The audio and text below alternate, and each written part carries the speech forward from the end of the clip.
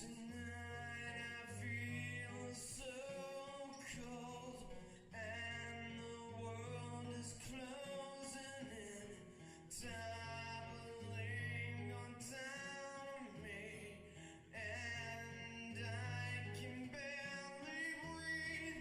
By the time you read this, I'll be gone.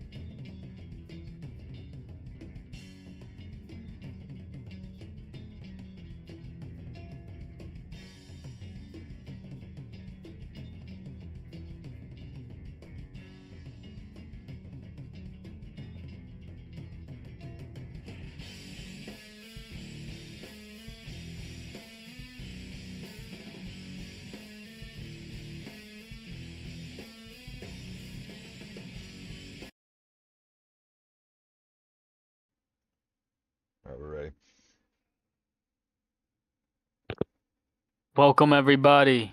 UUC 66, Fender Bender, and Frank, we got here because of a Fender Bender. We definitely did. You know, we got to this point because of the Fender Bender that happened with former Triple Crown champion Himoth. Uh, and a setup for the main event today. And both these guys earned it. They're on the same team. They don't want to fight each other, but for that MMA belt, how can you not? Riveria, sorry, taking on Jester. We're still trying to figure out Riveria's name, but they're both 3-0, man, and they start up Team Apex, and this fight reminds me of the two guys on the wrestling team, and they're both really good, but they're in the same weight class, and they got to wrestle off for varsity. You know what I mean, Frank? Yeah, it kind of reminds me of old school AKA days when John Fitch and Josh Koscheck were both coming up. Absolutely. It's just one of those. I think it's gonna make for a very competitive MMA championship bout. And then the co-main event, we're gonna see Job taking on Lickma. Job has been begging me for the title shot. He wants the title shot. Well, Lickma's been making quite a name for himself as well in the MMA division. And the reason this is a number one contender fight in 5 rounds is because win or lose, if Lickma, let's just pretend Lickma wins this fight, hypothetically, against Job, then when he defends the belt against Thugatron, if he wins, he'll have 3 title defenses, and if he loses, he's still the number one contender in MMA, Frank. So he has an opportunity to earn a double champ opportunity, but he has to win here tonight, and then he's got to beat Thug too. Yeah, and none of that's easy to do at all, but he's Liquid's done a great job, particularly lately, of just keeping his name in the chamber for title shots and things like that. So he's set up really good. Because even if he drops the BKB strap, maybe he'll be in line for a MMA shot. But in order to do that, it's all hinges on him getting past Job. Yeah, and Job is, really good with his submission offense, very calculated, and he's 2-0 to start this season for a reason. Lickman's just been super active. He's 3-2. He's had some losses, but he keeps beating top ranked guys. Yeah, he's looked nothing short of extraordinary this season. And Job looks like he's just hitting another fucking level. So I'm real excited to see how the smoke settles on that one. Yeah, and it's very interesting because, Adix, who's in the 11th fight here, who beat Lickman in MMA, lost to him for the BKB belt. I mean, it goes to show how different the disciplines are. And Adix was looking for an MMA fight today. I wanted to fight in the card, but when I was booking it, it didn't kind of work out to how I wanted. And so me and Adix are finally going to get in there. We're going to throw down the number 2 ranked versus the number 8 ranked. I'm 2-0. Adix is 3-1. So that should be a pretty exciting fight. In the 10th fight, we added 2 Muay Thai debuts for Lickma and Thugatron. So you already know that's going to be crazy. I don't think we've seen them fight against each other in a long time. No, yeah, that ought to be a banger. In the ninth fight, we're gonna see hopefully the number 9 ranked shooter man, who's supposed to be replacing Big Spliff against Natan tonight. Big Spliff had a pullout, so Shooter Man is getting a big chance to try to beat a former title challenger this season and shoot his name right up those Muay Thai rankings. Yeah, and I so badly wanted to see Spliff and Natan fight. I felt like it made a lot of sense. But if somebody's got to step in there, Shooter Man looked great in his last outing, even though he came up a little short against Rivera. Yeah, He gave him a lot of problems. So I'm curious to see how he does against Natan. yeah, that was a very close fight as well. So it would be very interesting. I'm excited for that match if we're able to get it. In the 8th fight, we're gonna see Adix, who is ranked number 2 in BKB's 2-1. He's taking on the debuting Blessive in BKB this season. And Adix asked for this fight, Frank, but that's a tough fight. Yeah, not too many people calling out Bless have been anything. So careful what you wish for, but I admire the balls on the kid. Yeah, well, He, and he's got a 3 fight experience over Blessive in BKB at least to start this season. So yeah, it's you a good can't be point. shocked at all. Yeah, he's got you and Bless up tonight. So yeah, he's got his hands full. Yeah, absolutely. And then in the 7th fight, we're going to see Habibi taking on Thug in MMA. They're both 0-1, both looking to get a win in that division, and MMA's really stacked. So they're both looking to string together some wins in the MMA division, I'm sure. Yeah, And the 6th fight, Habibi's looked really good lately. I mean, other than he came up short, man. But he was fighting Artist, I believe, and Artist is a former champion, and he was doing really well in that. So I'm curious to see yeah, how he goes in this one. Yeah, we actually thought he had won that fight against Right. Artis. It was definitely a close contest, but him and Thug had a BKB fight of the night just maybe a week or so ago, and but just like we talked about Lickma and Adix, they're gonna have to throw down an MMA, and I could see Habibi changing it up on Thug and trying to grapple. I think that would be the smart approach. Yeah, I could see that for sure. I could see him kind of just grinding out a decision, at this point just to get on the board. So, if that's the route he takes, that's the route he takes. But Thug hurts every man that gets in there with him. So we'll see what happens. Absolutely. The sixth fight, we're gonna see Complex making his Muay Thai debut. He had a great MMA debut, getting the finish in the first round. He's taking on Leafy in a Muay Thai fight. Both guys making their debut, and this is the hopefully the return of the Leafinator. I know he had some connection issues last time, but we did those live spars yesterday, and it seemed pretty good. So I'm pretty hopeful for that one. Yeah, and I did some connection tests with them today, and yeah, fingers crossed. But no, it's so far so good. Alrighty, that sounds good to me. And then we're gonna see Fent taking on Big Guy in MMA. Both guys looking to get their first wins. Fent's 0-1, Big Guy 0-5. But let me tell you something. Big Guy fought a bunch of killers. He fought Starzo. He's fighting Fent tonight. He fought Riveria. There's a bunch of really good competitors that Big Guy's been against, and he's got a chance here to have a big upset win against Fent. Yeah, and this all I'm hearing is that there just isn't really any easy fights, and he's all the people he's fighting are monsters, and that's largely all we have right now. Yeah, you're absolutely right. And then the fourth fight, we're going to see P. Jesus taking on Habibi in Muay Thai. Both guys looking to get their first win. Habibi did get ranked, and Muay Thai has been a pretty shallow division. So either guy here could walk away looking pretty good in the Muay Thai division, as open as it is right now. Yeah, PJ can be a very frustrating striker when he's on his game. Sometimes he fucks around a little bit too much, and admittedly he cares more about having fun than he does about actually winning. But on any given day, man, he's a handful to deal with in the striking. Absolutely. And we're supposed to see in the third fight number 6 taking on Jester and BKB. We're hoping number 6 is here. I'm pretty sure I saw him viewing, but I don't think he's here right now. So he should also be the second fight against Homelander in MMA. Hopefully we don't have to keep pushing him back or look for a replacement. But that Homelander number 6 MMA should be really good. Him and Jester both making their BKB debuts against each other. And then I guess without further ado, we're going to start off with two guys actually in the same camp at Fight Addicts, but they wanted to keep their fight. Forgot that P.A. Zeus, Frank, I don't know if you know this, he joined the Fight Addicts. I wasn't aware of that, so yeah, this ought to be interesting, man. Because Yusef is a handful, PJ is a veteran.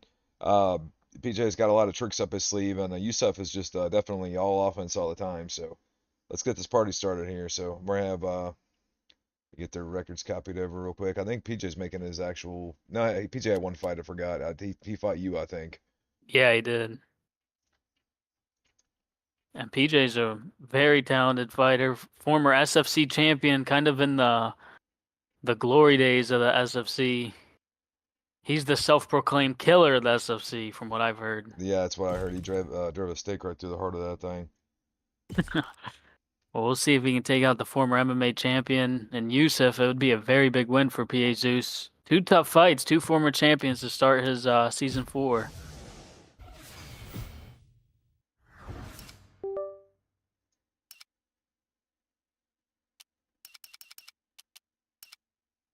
Here we go. And you know what? Yusuf's coming to bring that crazy pace with big slams. He got lightweight, and he does really like that Armand pick because he's got that German suplex, Frank. Yeah, dude, he lands more German suplexes than anybody I've ever seen. He lands it against even high-level competition. But the only one he hasn't had much luck with was Tommy that time. When Tommy was just went in there and deflected. He literally shot down everything that Yusuf threw at him. But Right. it don't always happen like that. It doesn't, but it's interesting. Yusuf has a very unique, kind of almost like a specialist style, but it's very unique. Yeah, he's it's not super technical grappling, and I think that's where some people get it twisted a little bit. It's like he's a good grappler, but it's not real fine wine or anything. You know what I mean? It's more like Jack Daniel shots, sporadically strewn throughout. Yes, I've often referred to him as like the Raging Bull. And you got to be the matador to that. And P.A. Zeus may have picked a good character pick for that with Holloway. Yeah. Yeah, if PJ can slow this fight down, that's gonna be the magic sauce here. This is already a good win for him to get to these double underhooks. And he gets to Yusuf's back. Yeah, that's one thing is PJ likes getting to that the back too, so from the standing position. That's a win for PJ right there to get to get through that clinch exchange, but he eats an axe kick. That was crazy. Oh man, he got some travel on that, didn't he? Oh my goodness. Yusuf Airlines. Oh, this is bad news. Full mount with Adix. Or sorry, not Adix, Yusuf. Oh boy, this could be over quick. Yeah, Yusuf's hurting him bad. This is what he does, man. I think the real question is, can PJ, overcome the early storm that Yusuf's going to bring and capitalize?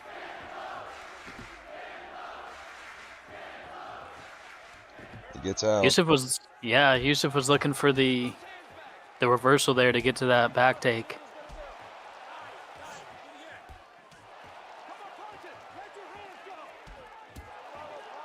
Oh my goodness, again. Yeah, this is where I think PJ does his best work, is when he's really heavy on that back foot and he's doing a lot of movement. Oh, man. Oh, beautiful. PJ started laying those back kicks, got his timing and footwork down, stuffed that takedown nice. Very competitive. God. Yeah, he's going to the well with that axe kick, though. He's all axe kicks and German suplexes. Like, what a weird combination of attacks. What a crazy round. Yusuf rocks him early. PJ hits him with that knee and drops him. He's looking to throw him again here. Nice. Oh! Wow, that was beautiful. Now he's the one in Mao. He's got 30 seconds, Frank. He's going to want to capitalize. Yeah, that was huge for PJ. He reversed him there into the posture as well. PJ's starting to get a rhythm. Oh! Wow, what a first round. Yeah, you got to give it to Yusuf for getting the rock. I would think so, but PJ was very much in that round. Both guys reversing each other, landing good ground pound shots. Yeah, it doesn't shock me that they're in the same camp either, because it seems like they know a lot of each other's game. Are you ready to fight? Are you ready? Come on, let's do it. Oh my goodness, again. PJ delivered a high kick right back to him, though.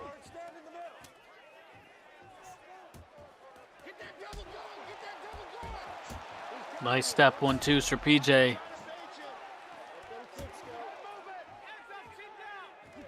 Yeah, and this is the thing on Yusuf is, like, he's gonna come right at you. Like, you know that's happening. So it's not like the most unpredictable target to deal with. Right.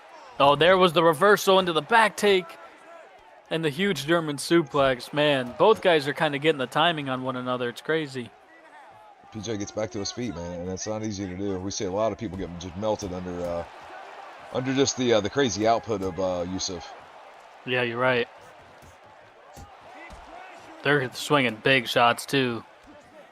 Dude, he's thrown like 9 of them max kicks. Oh, man. That's another German. What a reversal from PJ. Unreal. This is a great fight.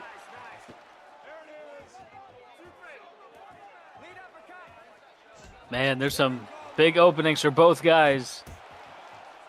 Nice Superman punch for PJ. What a back and forth fight this has been, though, man. Yeah, this is wild. Oh, that one's going to get stuffed. A little bit too far away. Yeah, it was a good attempt. But that is a great tactic to use to push your opponent into the cage from the clinch. That's what Yusuf does. These guys are just turning the tables on one another. Oh! PJ's just got to really be patient and plan all his transitions here and his passes. You're right. And this is the kind of thing with Yusuf, because he has this erratic kind of play style, he will get tired, man. And that's a showing that he's getting tired already, getting taken down with Max Holloway. Yeah, that's the thing. Like we've seen high-level grapplers and stuff be able to just kind of slow him down, and then he gets tired, and then he kind of becomes a bit of a punching bag in there, or he gets submitted. Like it's not a secret, but it's once you're in there with him, it's like he poses a lot of different dangers, you know, but Right. they're not. It's not the most sophisticated thing to have to deal with, but it is dangerous. Right. And, you know, that second round was pretty close, too. I think PJ's got to look for some knees. That was a nasty combination, though. Yeah, PJ's has found a way to just stay in this thing.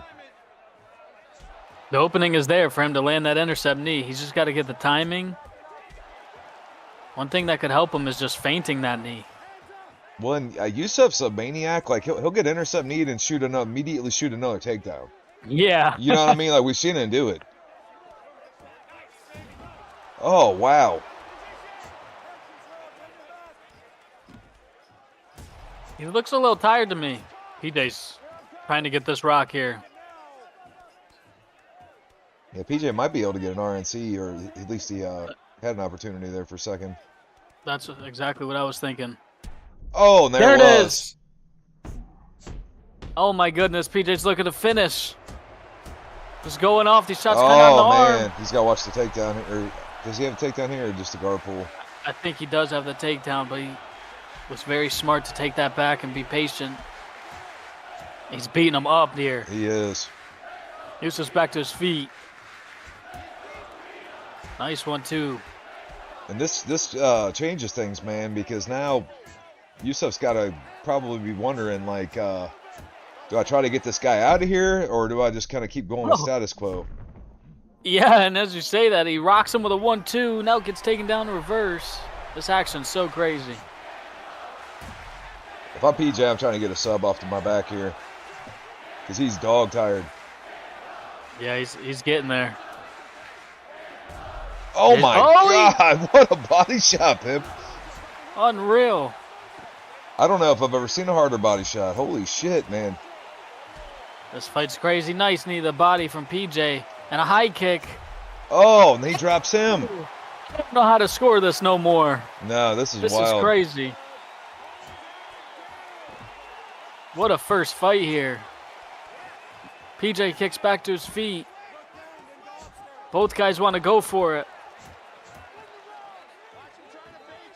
Oh, labored takedown. It's crazy because you remember it wasn't that long ago when PJ had a reputation of being a boring fighter.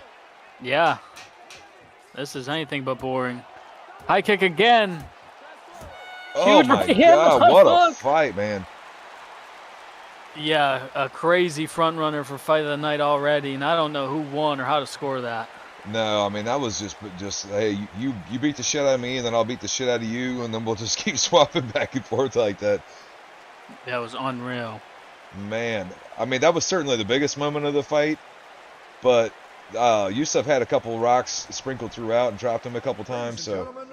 Yeah, they both had a couple knockdowns in there. And I do think most of PJ's best work was that one round, so I think Yusuf probably got it. 29-28. No, PJ gets it done. Damn. Oh, they should let us see the stats here. I forgot to make that announcement earlier, Frank, but Jesus, ladies and gentlemen. that was awfully close fight, man. Look at these stats. 2 times PJ was rocked, and he was knocked down once, but he knocked down Yusuf 3 times and rocked Yusuf once. I mean, Wow. both guys landing very similar outputs, and the reversals, man. 3 for 3 for both guys. Yeah, both got 3, man. That's wild. And Yusuf's And got to be spitting mad right now. It was a very close competitive fight, man. I mean, that was a great way to kick off this card. I don't think you could be mad at a loss for either one of them, but Yeah, I think he probably thought like, man, he probably thought like he did enough or that he was so close to it, but this is a game of inches at this level of this shit, you know. And it wouldn't shock me to see PJ knocking on a title shot before too long, man. That PJ right there could beat a lot of people. yeah, that was a great performance, man. And you know, that was everything I could ever ask for a fight between those two. That was very stylistically fun. Right. All right, give me just a second here, and we're gonna be right back, guys. I'm gonna reset the ROM because the controllers got mixed up, and we're gonna come back when we'll see who's here and who's able to do what Yeah. fight. Give us just a second here.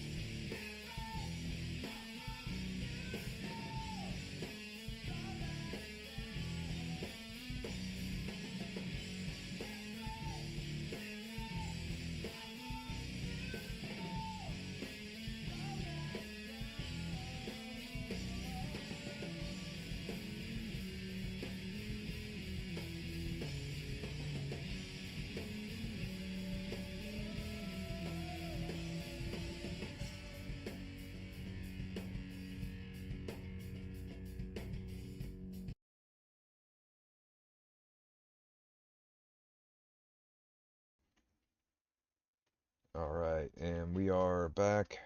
I don't know why it's not. There we go. Um, we are gonna have number 6 taking on Homelander, and I've been really looking forward to this fight. Yeah, this was the fight that you requested when we were talking about the signups, and they're definitely well matched and similar styles with their grappling.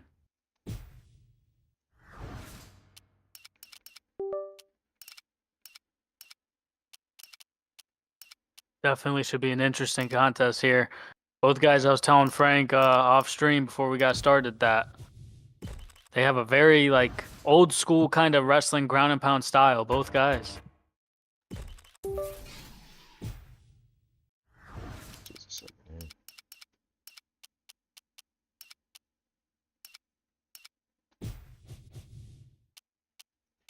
All right, it's Homelander on the right, number 6 on the left.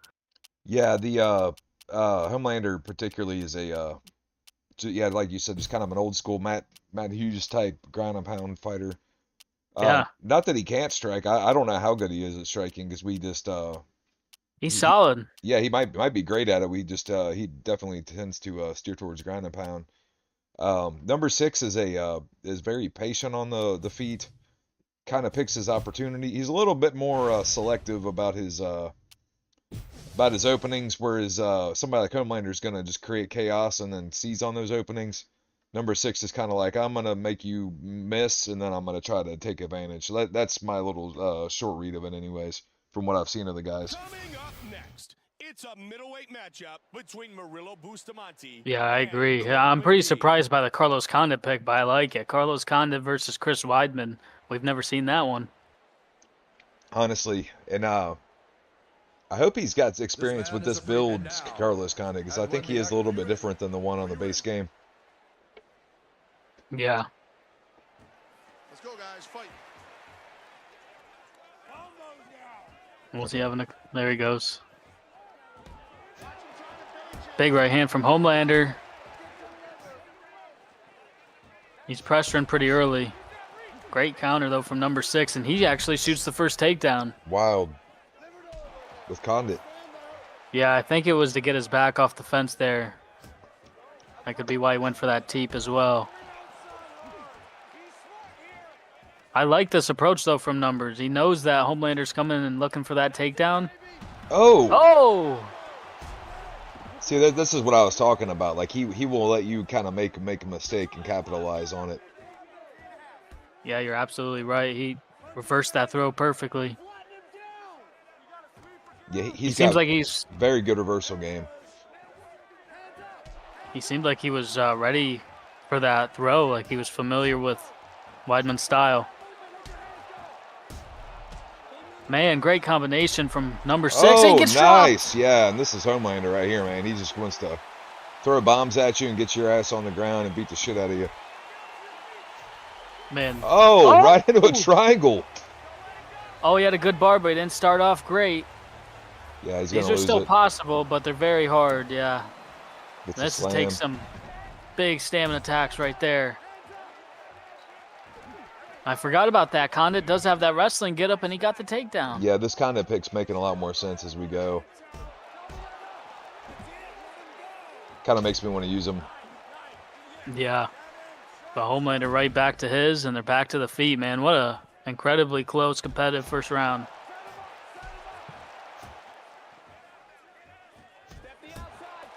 Nice combination from Homelander. Yeah, everything He's Homelander pulling- does is to try to put your ass against the cage too. He's very much uses the cage to his advantage. Yeah. Oh, these are Oh. huge knees. Hurts him bad. Big combination. Oh, my goodness. Homelander definitely stamping his authority on the round, man. It looked like number 6 was trying to defend a potential takedown, and Homelander just started throwing those knees up.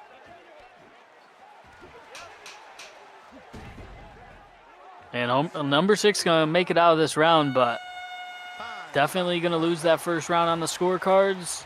But he had a lot of great moments that he can work to build himself back into this fight. Yeah, there was a lot going on in that round, man. I like the adjustment that Homelander made. He's like, I know this guy's going to be thinking I'm going to throw him, so I'm just going to start throwing these damn knees. Yeah, and that uppercut in the clinch as well helped him get that knockdown. The clinch striking from Homelander being the more powerful guy. Oh, that was crazy.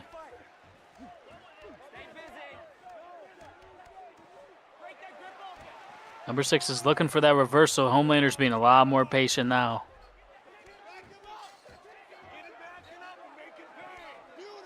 He's going to get it, man. Yeah, that's it, man.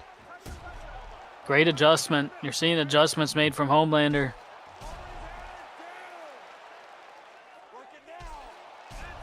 Big knees to the body. Number 6 needs to try to block one of those.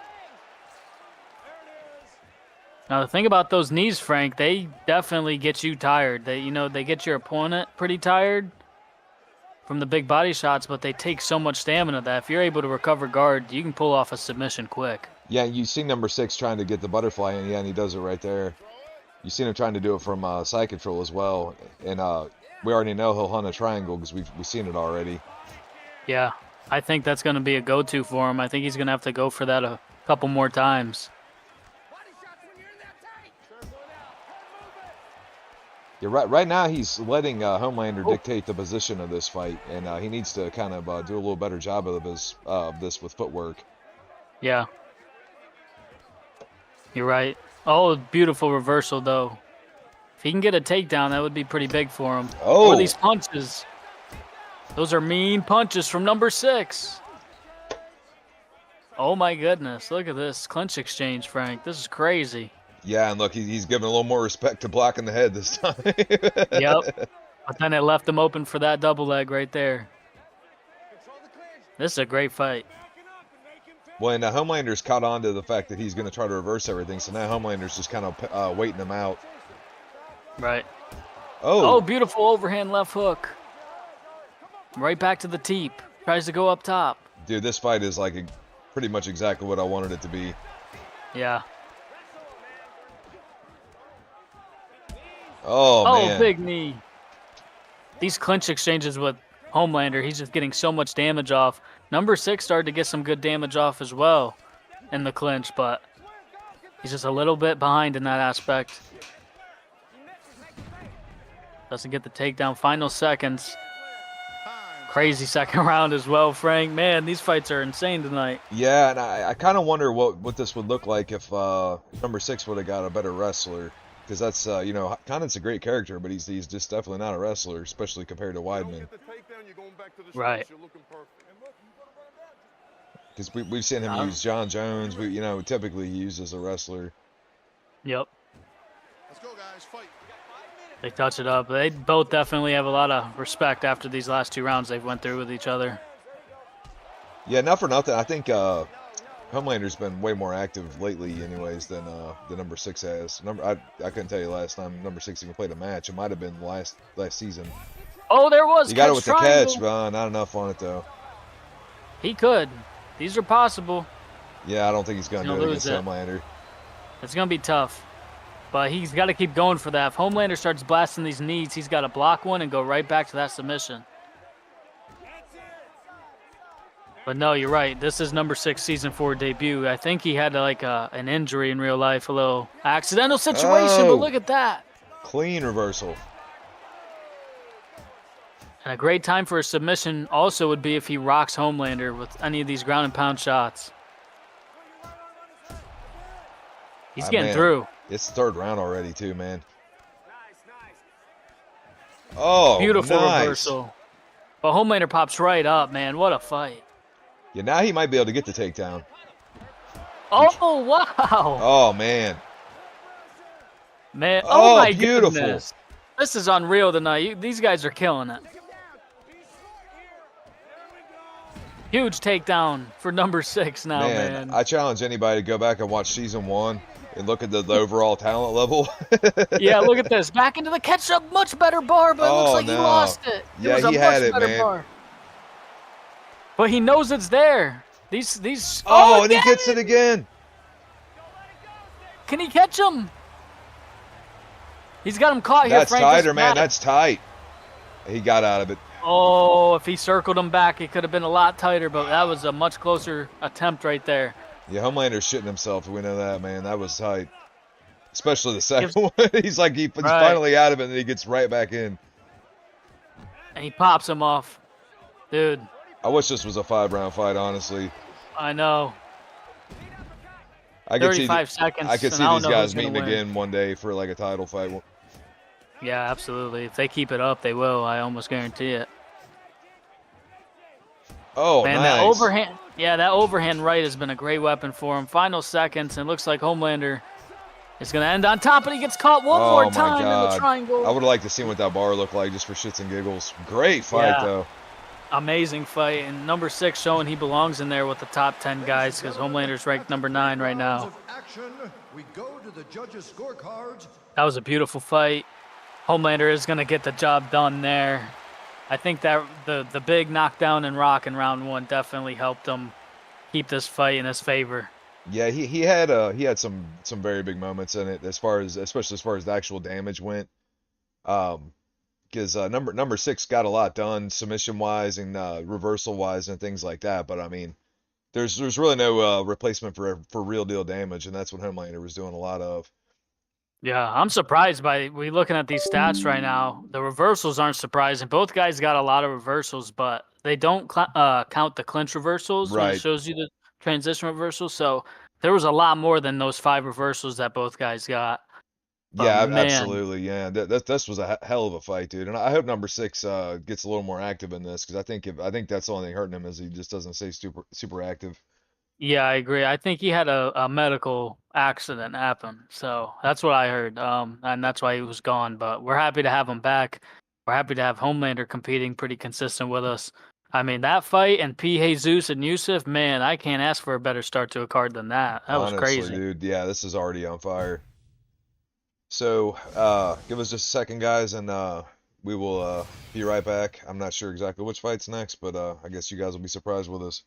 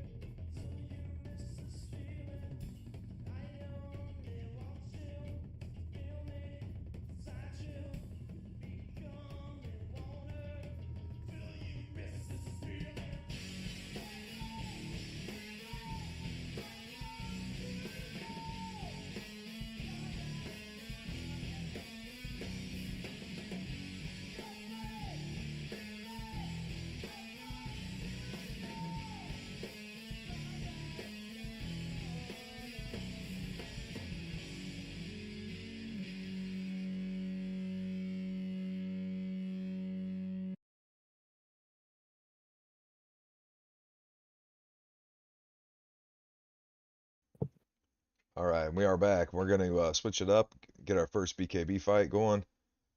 Number 6 is going to stay in, and he's going to be taking on whatever the hell it was, Jester, who's making his BKB debut. Yeah, that's awesome, man. It's gonna be a really good fight. Both guys making their debut. We just saw number 6 in that last fight, which was incredible. I was super happy with those last 2 performances. Yeah, he's a very talented dude. I'm interested to see what he can do with his hands, because he was landing a lot of overhands, especially. So somebody that can is good at landing overhands, they can definitely be good at BKB. Yeah, you're right. That overhand and then left hook combo he was throwing it's a very fundamental combo and very effective. But we know, man, these different disciplines are just a completely different beast. Well, we know. I said the last time out that I think Jester's best attribute is his boxing. So Right. I'm real excited to see what both of these guys can do, because Jester, like, dude, he had I think it was Pantoja, and he was just doing Yeah. work with the fucking hands the other day. Yeah, he was. And that fight with Zach Shark was a very good fight. He made some adjustments in that fight too, and it's gonna be really exciting to see him fight for the MMA title later against Bavaria. Number 6 going Boss Rudin. I like that pick. And Ngannou picked for Jester.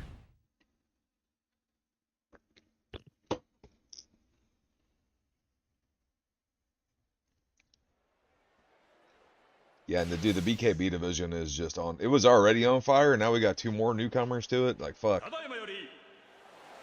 Yeah, we're trying to keep adding to these disciplines. And the divisions are starting to shape up a lot more now because this is our 6th event of the season, so we still got 14 pay-per-view style events and then whatever fight nights happen in between. So there's a whole lot of room in those divisions, you know what I mean? And a lot of movement now is starting to happen. But also there's people taking their place in those divisions as well. Right. Well, and it's cool to see a lot of people are finding out that Lickma's the real deal, man. Yeah, it's true. Oh, number 6 is throwing kicks. He thinks it's a Muay Thai fight.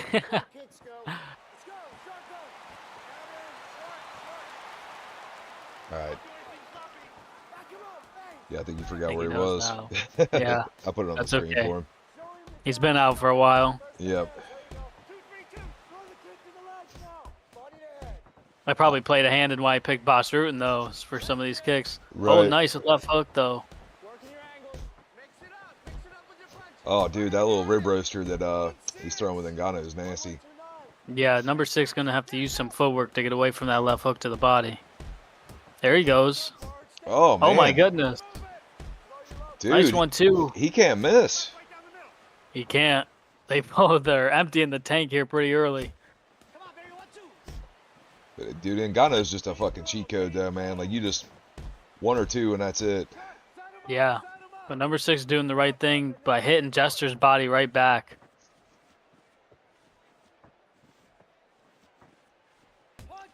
Nice one, too. They're both like, fuck, taking a break. Can't blame him. Those are some crazy exchanges. Oh, Always man, do another y'all got to kick. stop with the kicks. Yeah, he at Do least the hand up. realized it.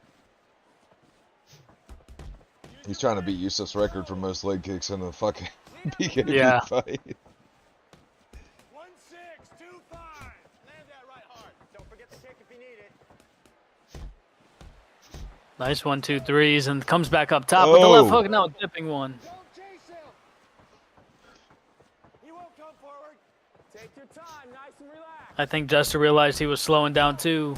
Great combination. It only takes one from Ngannou, man. He landed that big uppercut in there. Yeah, I think that uppercut that he's mixing in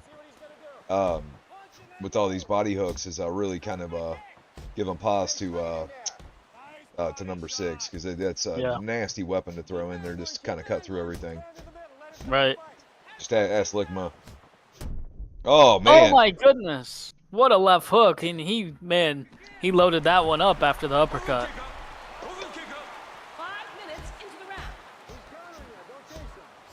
Oh my goodness, he's going off. But this is Jester's time, man. When number 6 is going off like that, counters are open. Almost landed the overhand, but number 6 pushed him away. Now, I honestly wonder if either of these guys even realize that you're allowed to clinch. Yeah, they might not know. They're both definitely new to BKB, obviously, by the records. But they're also just new to BKB and the UUC in general. You can see Jester slowing down. Yeah, number 6 doing a great job of just poking that body, man. Yeah, and they haven't used a lot of big modified strikes, only here and there, but tons of light strikes.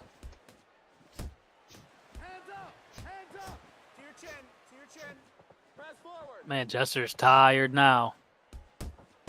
Nice one, too. Back to the body. Yeah, Jester's got to go for it. 3 minutes left in the round. Keep moving. Keep moving to the outside. Keep throwing. There he goes. Nice left hook. Circle the outside. Keep the outside. There you go. And he's landed some big bombs on number 6, but... Oh, man. Number 6 has just used his speed advantage to kind of take over in this fight, man, because he was getting lit up early by Jester. Looked like he got hurt to the body there with a punch that was supposed to go to the head. Jester's in big trouble, Frank. Yeah, dude, he's gonna have to counter off a block and just throw something big. Yeah. But man, it's hard to do that when you're gassed too. Yeah, at this point, but loaded up the uppercut there. Go full O And boss. Oh Oh man. my goodness, what a spinning back fist from number 6. He's going to win his BKB debut against Jester, man. That was crazy. Yeah, he's gonna be a problem in this thing for sure. I mean, that was insane. He was getting lit up by Jester very early on. He made some good adjustments. Just kind of potched onto the body and throwing his jabs and twos in between to intercept. And set him up for this back fist and got the job done.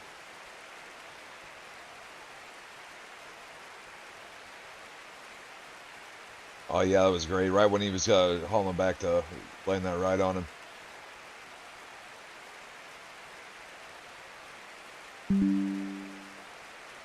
Yeah, beautiful knockout. Probably already a front runner for knockout of the night, being the first one of the night.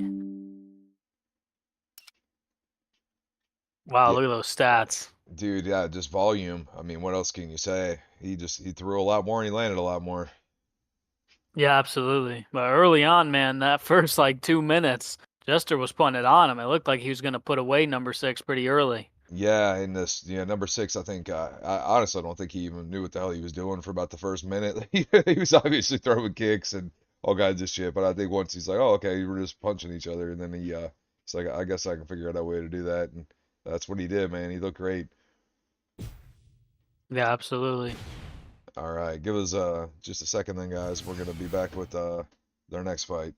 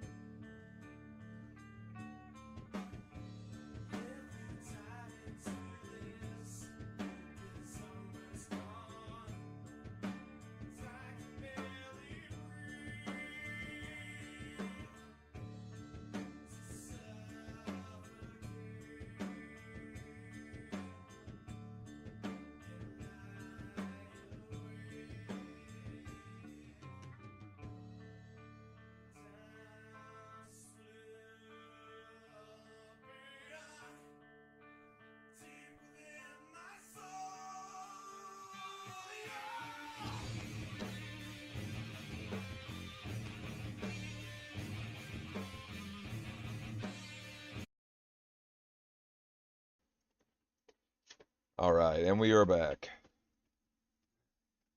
Muay Thai Yeah, man. time. We got P. Jesus taking on Habibi.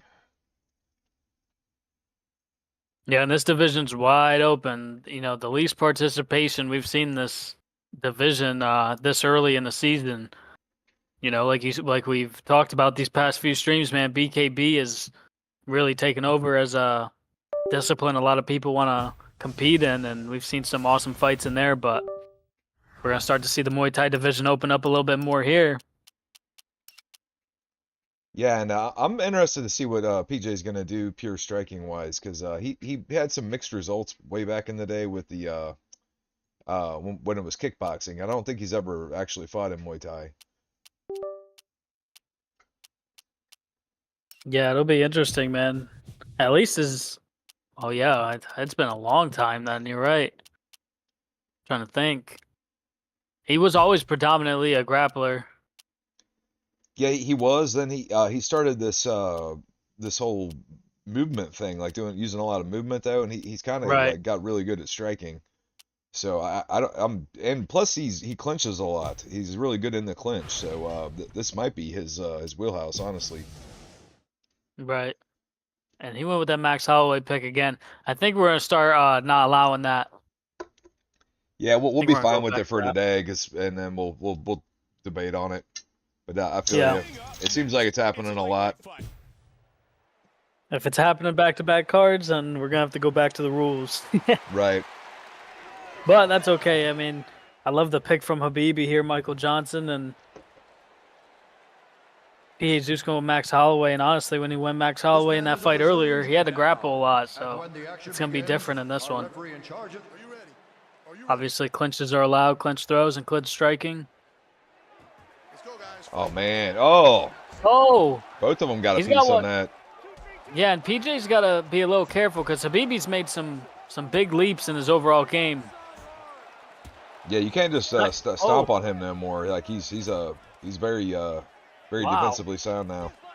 Right, he caught the back kick and then threw him down. Great work from Habibi.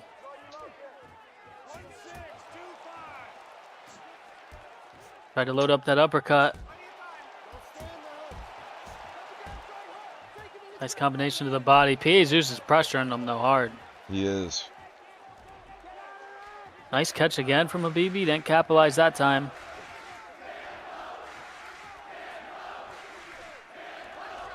But this is smart from P.A. Zeus to try to use the clinch to his advantage because he's obviously a very good grappler. Yeah, right now it looks like PJ's really just more interested in even if he's getting the worst of it, he wants to be the one dictating what's going on. Right. But Habibi did a good job to get out of that clinch. Nice high kick feint from P. Jesus. Yeah, I mean PJ taking out Yusuf, like that's a big deal, man. Yeah, it is. Beats a former champion. Good combination of the body here. PJ's looking awesome today. Yeah, he is. Now, Habibi's done pretty well, but he's got to keep his momentum up. He doesn't want to play too defensively. Nice combination there, but P.A. Zeus caught him with the hook in between. Yeah, I like Habibi in pocket range like that. I think that might be his best bet. Yeah. I don't think the clinch is going to be his friend in this. I think PJ's just got too many weapons. Oh, another high kick. PJ's starting to hurt him now. Yeah, oh! Nice. I didn't know he even had that, but I was gonna say at long range, it seems like PJ's getting the better of it, and even at mid range, he's getting the better. But at pocket range, I think that's going to be Habibi's fight. Yeah, I agree. They both collided knees a second ago both went for the flying knee. PJ's using a lot of stamina though. Habibi's got to capitalize on some of these opportunities, but not a bad round for him. Yeah, Habibi is watching and waiting for something too much. I'd like to see him just throw. Just throw something and just try to interrupt the rhythm of PJ. Because if you just let PJ run out there and do all this crazy shit he's doing, he will do it all fucking day. And your chances of just flashing him are gonna, I mean, it's always possible, but it's not very likely. Right. Look, there was a nice uppercut in the replay from Habibi. One of the highlights of the round for him. Superman punch here from Boom. PJ. And like you're saying, you see this long-range attack is working out for PA Zeus most of the time. Yeah, he's just got more weapons there. You know, he's got the spinning back kicks from both sides. You know, he's got these big old long head kicks. He's got teeps. Yep. Baby's oh! There it is. Yeah, even some like just little light strikes and changing up the timing for Habibi because I like the patient kind of defensive approach. It works for him, but just adding some tools in between. There he goes. Yeah, I'm digging these Sunwave style body rips he's doing from in tight. Yeah. Just ripping a three-piece combo to the body every now and again. That deters your opponent from wanting to get in that close range as well. Yeah, every time you get close, you just get ripped to the body like that. This was good work from Habibi. He hit a reversal here to get P. Jesus against the cage, and P. Jesus gets one right back. Yeah, he's flying a little too close to the sun, I feel like, with this clinch stuff, though, because PJ just lives in this world. He's going for a throw. But this could be very taxing on one of their gas tanks. You know, Holloway has a great gas tank. All this clinch can definitely get you tired, but he got the throw there.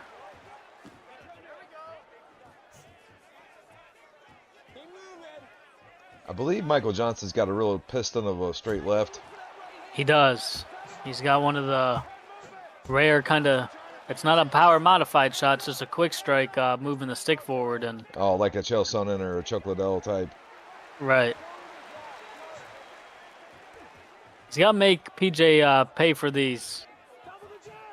Oh, yeah, see, like right Oh, there, man. I wonder if he even knows how to throw that strike, because a lot of people they just get really used to just using the modifier for everything. Yeah, that's true. Yeah, there's a lot of weapons in this game, but PJ's getting a little reckless out here with the taunts and everything, but that's classic PA Zeus. Nice job from Habibi to capitalize there on a high kick, and again, CPA Zeus can't keep playing that game. Yeah, oh, wow. Oh! They both landed there. And PJ does not give a shit. I remember the one time that he was taunting all the way while he was getting knocked out. Oh! Nice by Habibi, man. Yeah, that was the straight left, and now he hurts him. Yeah, he finally throws it. He finally threw, and he dropped him, and then he hurt him. But yeah, you're right. PJ will taunt you all the way to the victory.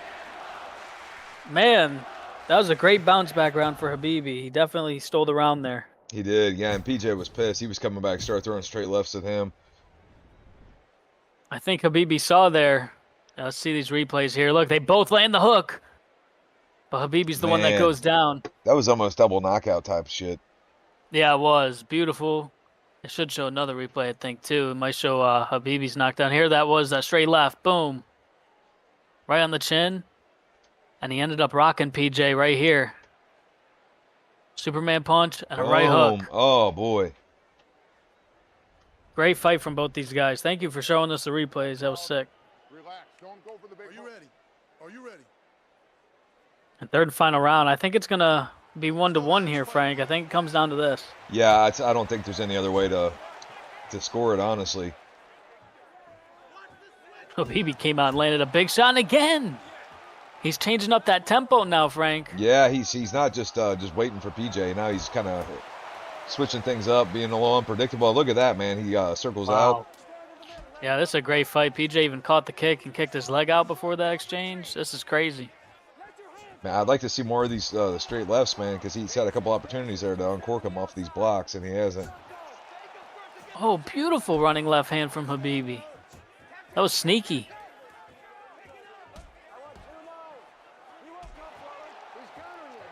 I think you're right. If Habibi's able to block one of them spinning back kicks, he can land something really big.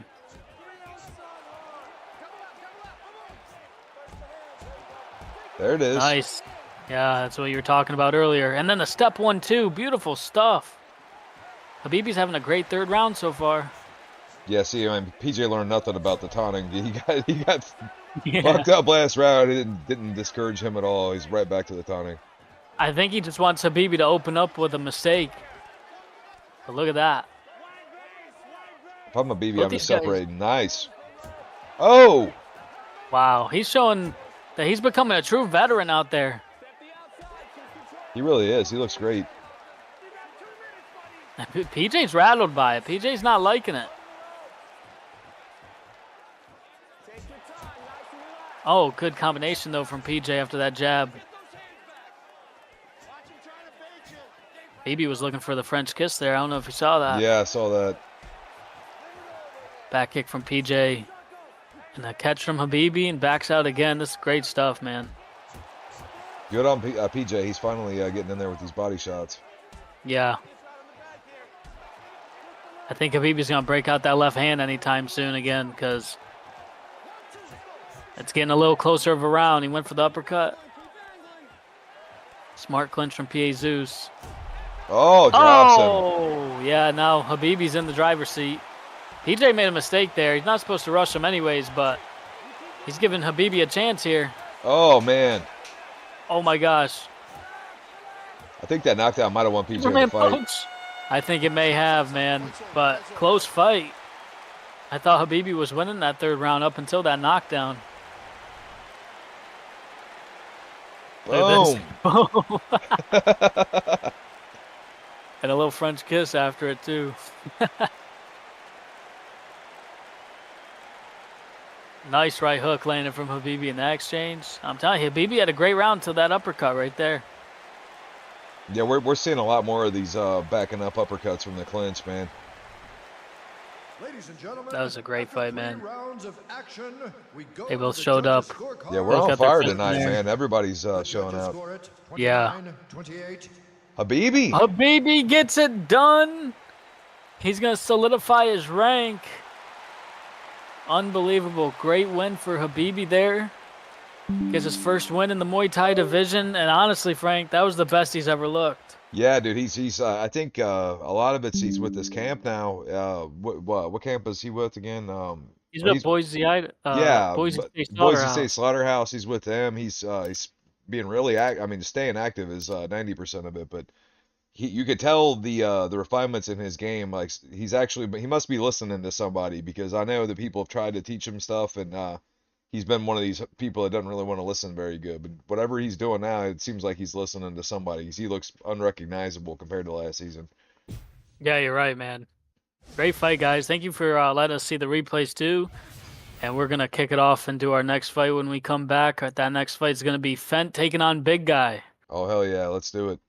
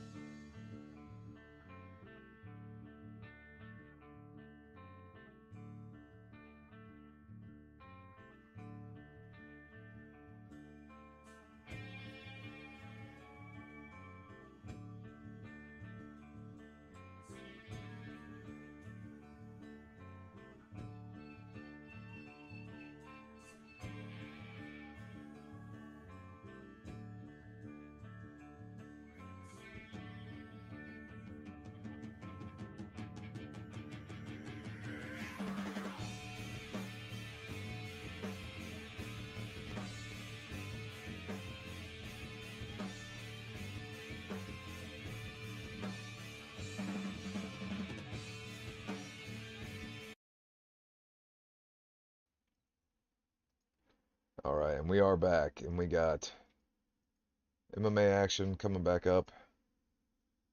We got Muay Thai champ Fent, but he's going to be doing MMA. He's going to be taking on Big Guy.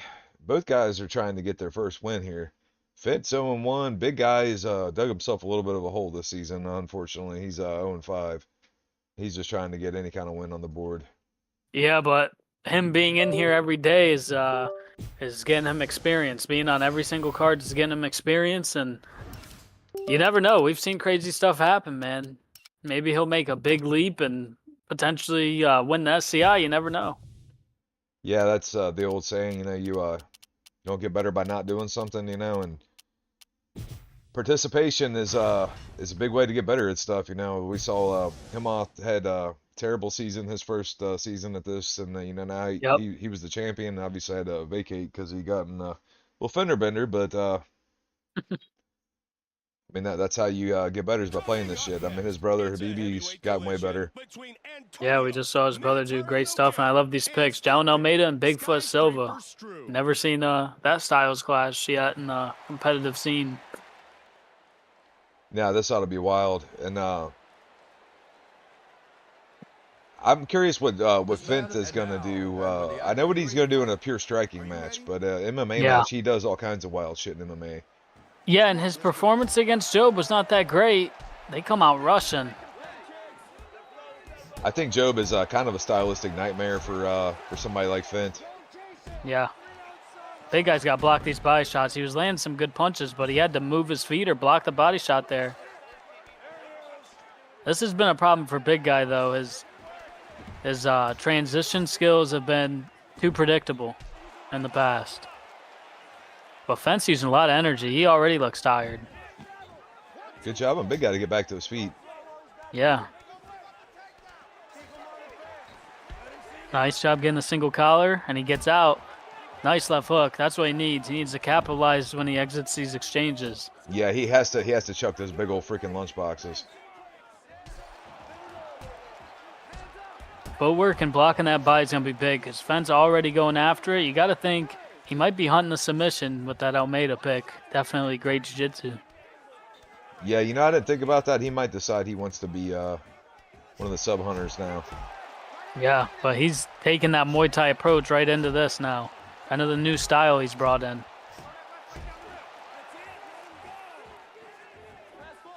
It's really shocking that nobody's really caught on to Pitt doing that in the clinch. Yeah, it's like but there's ways to counter it too. Yeah, it's like it's no secret he wants to get you there, and he typically works your body first. But for whatever reason, like people refuse to block the body. Yeah, you can block and then transition. But Big Guy's just going for transition after transition. He really has to put some thought behind what he's going for here.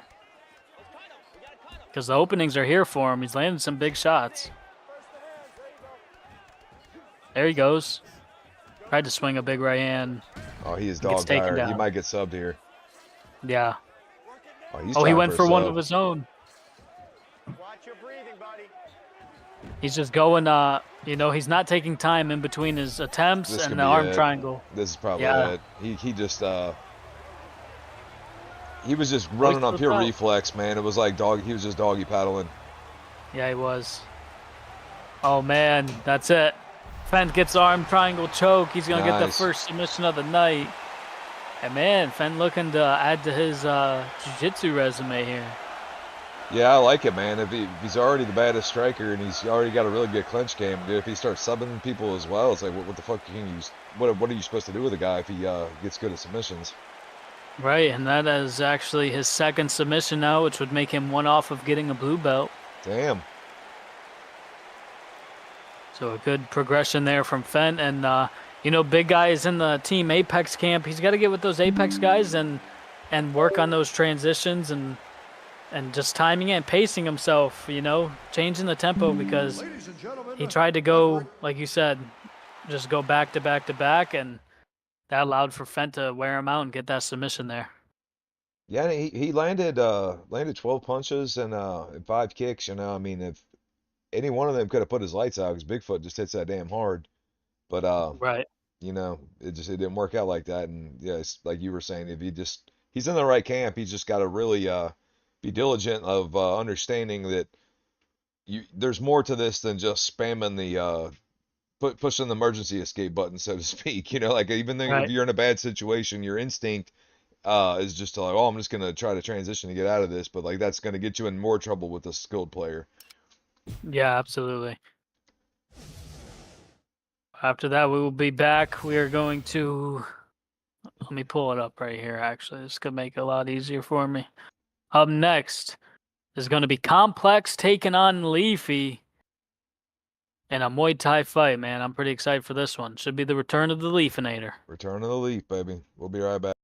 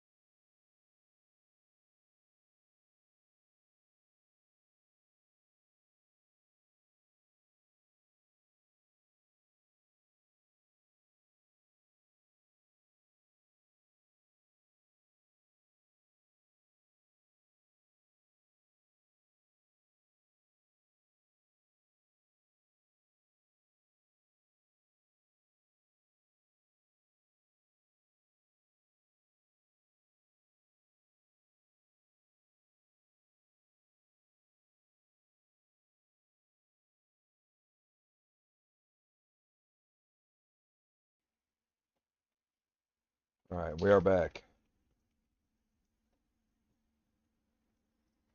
And we're going to have Complex making his debut in Muay Thai, and he's going to be taking on Leafy, making his debut this season in Muay Thai. He competed last season in Muay Thai. I'm pretty confident that he did. Oh, yeah, Leafy did for sure. Plenty of times.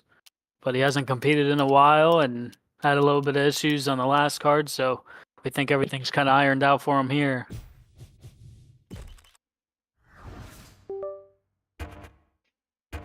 Complex on the left, Leafy on the right.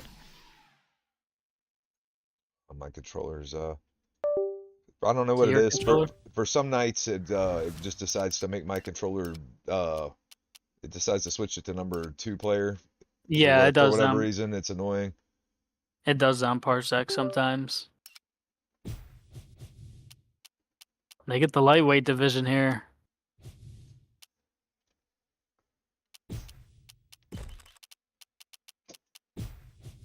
Leafy going with Dustin Poirier.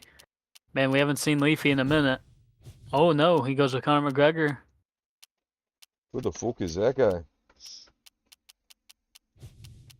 Man, that Jeremy Stevens fight last night was pretty crazy. Pretty good fight for the first 2 rounds. Yeah, the old boy decided to start turning into a wrestling match. I'm like, come on, dude. He wanted that money. He did. He wanted that money.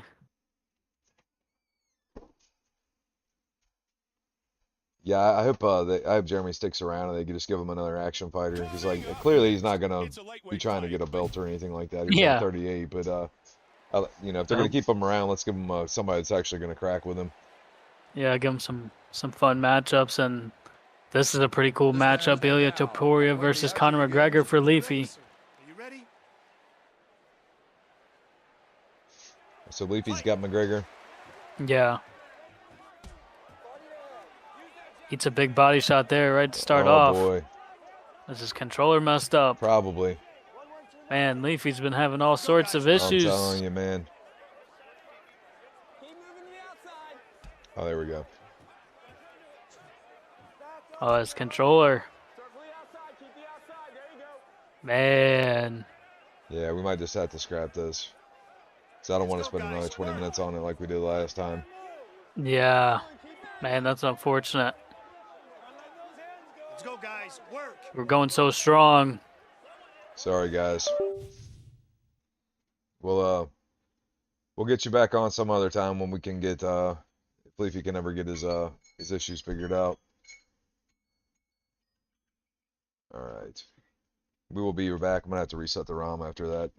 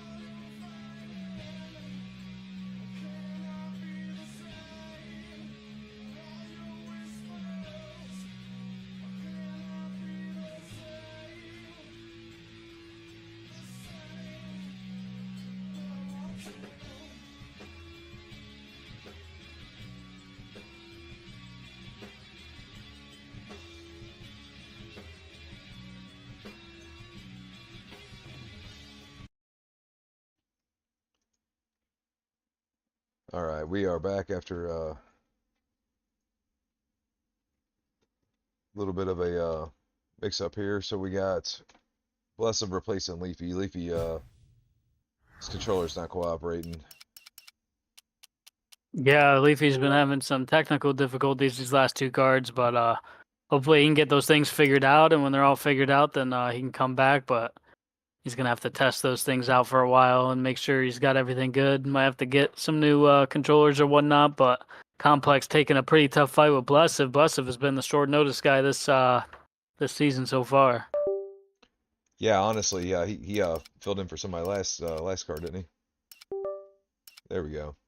I think so. He filled in, or maybe it was like 2 cards ago. I think he filled in and fought Frost Dev and MMA. He did sign up for BKB though tonight. Robbie Lawler picked for Complex. I like that. Yeah, we don't know how good the Complex is either, like at all. So this is going to be a good litmus test because Blessed was a bad dude. Yeah, Blessed, a former Muay Thai title challenger, I'm pretty sure, and obviously former MMA champion. So Former SFC definitely kickboxing champion. right. So definitely a tough contest for Complex to take on short notice, but props to him. He said he was training hard with Team Apex for this fight, and I know they have been, man. So he's gonna get in here and man, he'll pull off a really big upset and probably get a really high ranking. Wouldn't that be He can something? get it done. Come on, let's do it. Muay Thai action here, man, and Blessed with that Stephen Thompson pick's gonna be a tough cookie. Already getting after these body shots. Huge left hook though from Complex, man. And a nice one too. He's just gonna have to mitigate that body damage so that Blessed doesn't start connecting up top to his head. Yeah, I know he's got a lot of competent bounty hunters in that camp too, so hopefully he's prepared for it. I mean, obviously he wasn't preparing for Blessed, but Yeah. Nice right hand for Blessed. That got through a minute ago, and now that front kick to the body. Oh. Complex just waited half a second there. He could have got something big off. He's got to move his feet, though, but he lands a good left hand there. He can't sit in that pocket when Blessed's ripping to the body. You know, he's going to have to find an answer, a block counter or moving. I like how ballsy he is with these head kicks, man. Like it's a little more than I would throw, but I honestly don't think I throw enough. Yeah, you know, you got that blissful ignorance when you're starting out. Right. Sometimes you're like, oh, I'll throw 4 more fucking head kicks. Why not? You know, and that's how you get that's how you catch people. Right. He feinted the high kick pretty good there, but Blessed able to block it. He's doing good with these pull counters. Oh. Yeah, you see what I mean? Like, no, I would never do that in a million years, but like he landed several of them, so he's not wrong either. Yeah, but he gassed himself out, man. Right. Got hit to the body and just threw way too many of those shots. And now Blessed's going to tee off. Oh, Hurts him man. with the wheel kick. I like the little dipping left hook Complex landed early on, man. Some of that would have been better for him. He's getting lit up right now. Oh, but Blessed gassed himself out. Oh, he did. I like the pull counter from Complex. He's just going to the well with it way too many times. Yeah, and he could get a little bit better range on it too. Like he's a little bit close for it. Yeah, he is close for it. There he goes. He blocked the body shot there, landed a high kick. Big knee from Blessed here in the tie clinch. And again, big first round for Blessed, but Complex got some experience in there. We'll see if he can make the right adjustments. Yeah, I'd like to, like you were saying, I'd like to see him just get a little bit more movement and maybe taking a little bit more breaks. Come on, let's do it. Yeah, I agree. There he goes. Great counter. That's what we were talking about. Yeah, he knows Coming how to off block. of a block counter. Oh shit! Oh, got caught going for that high kick again. I love that Big Blessed rips to the stopped body. powdering his ass. Blessed was just like, okay, you want to fight me? I'm gonna fight. You know, even though it's last minute, I'm gonna give you all I got. Oh yeah, Bless's not gonna go easy on you.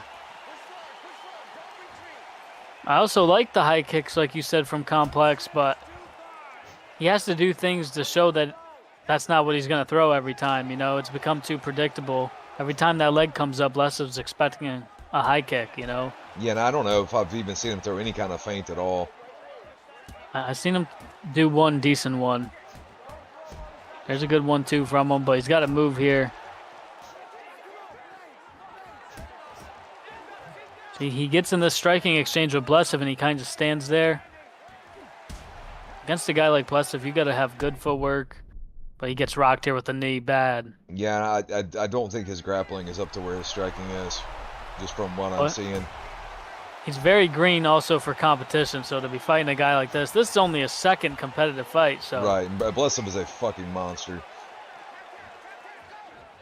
he's definitely showing that he's got some potential. He has some good moves. Oh! Especially.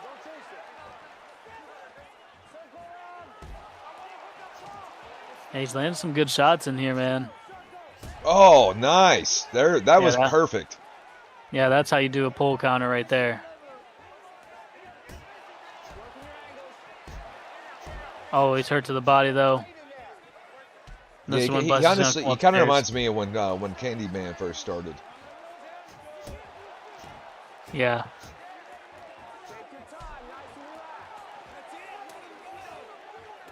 Oh, wow. My goodness. That could have been bad news, but he landed the pull counter. Right there. Oh, he fires off the block really well, too. Yeah, he's definitely got a lot of potential, man. Oh, front kick hurt him to the face, though. He's just too tired. I'd like to see him launch one anyways. Yep. He basically has to, right? Back against the wall. We've seen crazier things happen. Oh, my goodness. Just ate that one to the chin, and then he goes to sleep with the French kiss. Man. Well, that was a lot of fun while it lasted. Yeah, and respect to Complex for taking that fight. You know, like we said, this is his second competitive fight. He's in there with a super experienced former champion. So yeah, it's like the shit they pull on you at grappling tournaments. Like you're all excited because you're a white belt and you're entering your first tournament, and you get there and they're like, guess what, buddy? We don't have anybody in your division, so you drove all the way here and gave us your money. You can either drive all the way back home and we keep your money, or we can put you in here with these purple belts. You're like, okay, like. Exactly, man. But that's the way it happens in the UUC, man. Sometimes crazy things happen. Next thing you know, you're in there with a killer, and you're just starting out. Yeah, and at least we don't charge you anything for it. Ladies and gentlemen, referee Herb Dean has called a stop to this contest at... Blessed getting the job done here, man. Yeah, thanks to Blessed for stepping in like that, man. It sucks when you prepare for a fight and then you don't have one, so. Yeah, absolutely. But he got some decent head damage off there on Blessed, and when we come back, it's going to be Habibi taking on Thug. Hopefully Thug is here and we can get it going. Hopefully. We'll be right back, guys.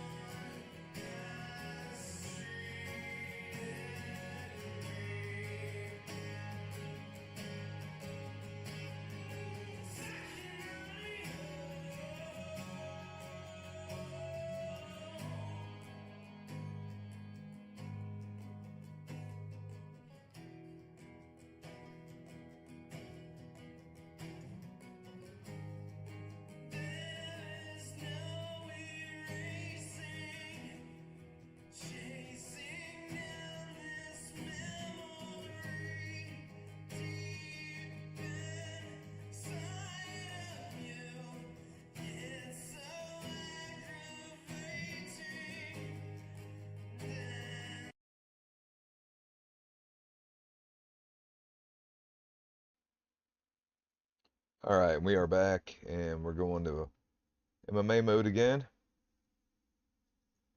And we got two guys that are both looking to get their first win in MMA. We got Habibi taking on Thug Nasty, Thuggatron. Yeah, Habibi is actually 0-2. I made a mistake on the record. What a fucking loser, pimp. I know. I know. I thought ChatGPT was bad. All right, let's see. God, it drives me nuts when this controller does, or when the Parsec makes my controller number 2 player. Yeah. Nothing I'll tell seems you to fix what. it. Tell you what, man. It's going to be hard to pick a fight of the night, especially after those first, like, 5 fights were just incredible. I know, man. We're only like halfway through the card. This one should be a little over halfway.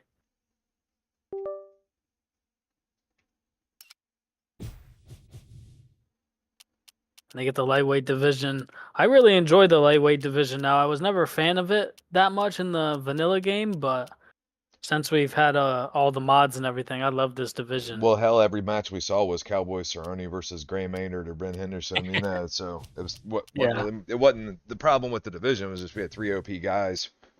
Yeah. Or now you have a lot more viable options. Kevin Lee's really good at Eddie Alvarez, Dustin Poirier, Conor McGregor, Islam, Habib. I mean, you got so many choices. Yeah. Even Terrence McKinney is brutal in this division. Yeah, this is definitely top 3 of the divisions, I'd say right now. I'll be right back. Alrighty. Baby's going with Charles Oliveira, Thuggatron going with Michael Johnson, man. I like it.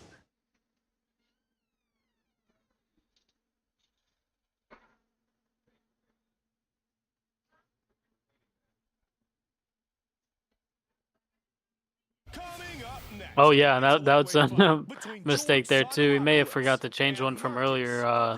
Thug, yeah, this is Thug's MMA, his second MMA fight, I believe. He's not 0-4. It's our mistake. And now, and when the action begins, Are you ready to fight? Are you ready? Should be 0-2 versus 0-1, but both guys looking for their first win regardless. BB opens up with a nice low kick and a big left hook. Oh man, Habibi's kind of bringing it to him.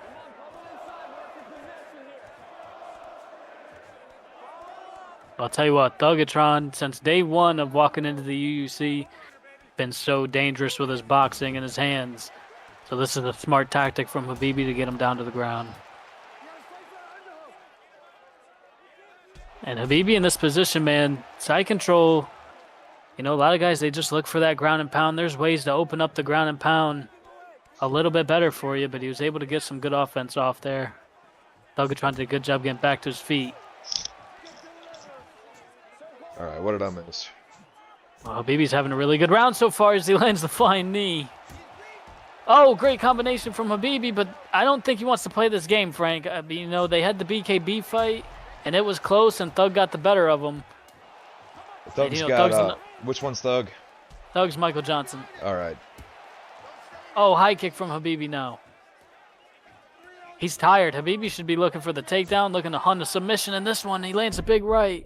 And he hurts Nice. him. Big left hook. Oh, Dropped him with a sun stun. I think Charles has the jumping guillotine from the tie clinch too, man. So that's something he can look for also if he rocks him or he's gassed out again. Thug lands a big left hand. Did Habibi win earlier? I cannot remember. Yeah, he did. High kick. Who did he beat? He beat. Oh my goodness, he fought P.A. Zeus and won. Oh, that's right. Jesus, what a freaking crazy fight this is. Yeah, I mean, Habibi was dominating. And Thug cracked him with double high kicks. See, this is the game. Habibi doesn't need to be playing this game. There he goes. Yeah, Thug kind of reminds me of like Prime Anderson Silva, where he gets you to play these weird ass carnival games where you get knocked in the fucking head. Yeah. He's crazy, man. He comes out there like, pick a card, any card, and you gotta pick a card that he fucking stabs you. I'll tell you, man. There's openings here for Habibi. He's got Charles Oliveira. He's got one of the best submission, guys in the entire world. And when Thug's getting tired, man, is Michael Johnson.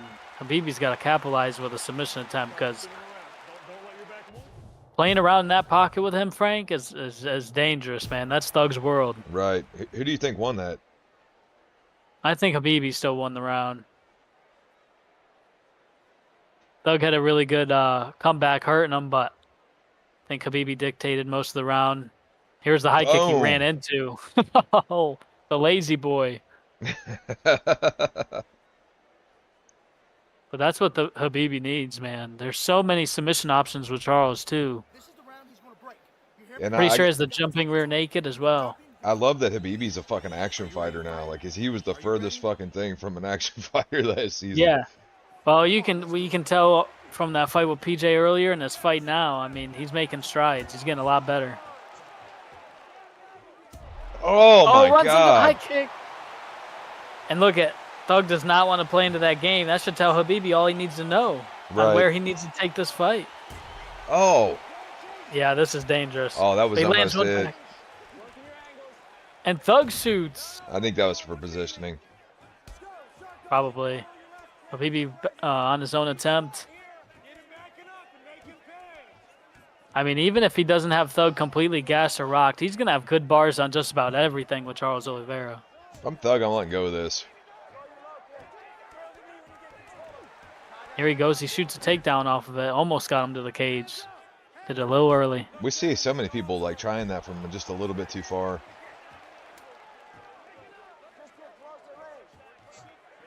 But he should have that jumping guillotine from there. And that, oh, huge left hook. If Thug fakes that, oh man. That was beautiful. Knee to the body hurts him. This could be a wrap. Yeah, this would be smart. But Thug survives, man. And this is what I'm saying. Habibi's got a great opportunity here, and now he's got him on the ground. Now, if it gets back to the feet here, if Thug faked that left kick, because Habibi's leaning back every time he throws that kick now, he can really set him up for something. That's a great point. Oh, he almost landed it right there. Habibi might want that knockout back from that loss in BKB, though. But the opportunity is here for him to win with a submission.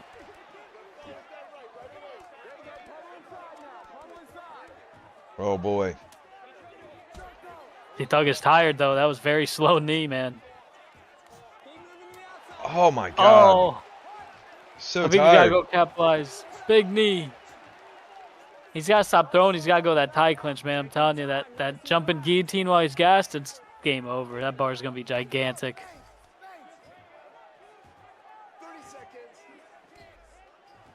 If I'm Thug, I'm just going to try to get to this next round. Yeah. He lands, he's landed really big shots in between, but he's been getting hurt very badly and getting very tired. You got to think Habibi's probably up 2-0.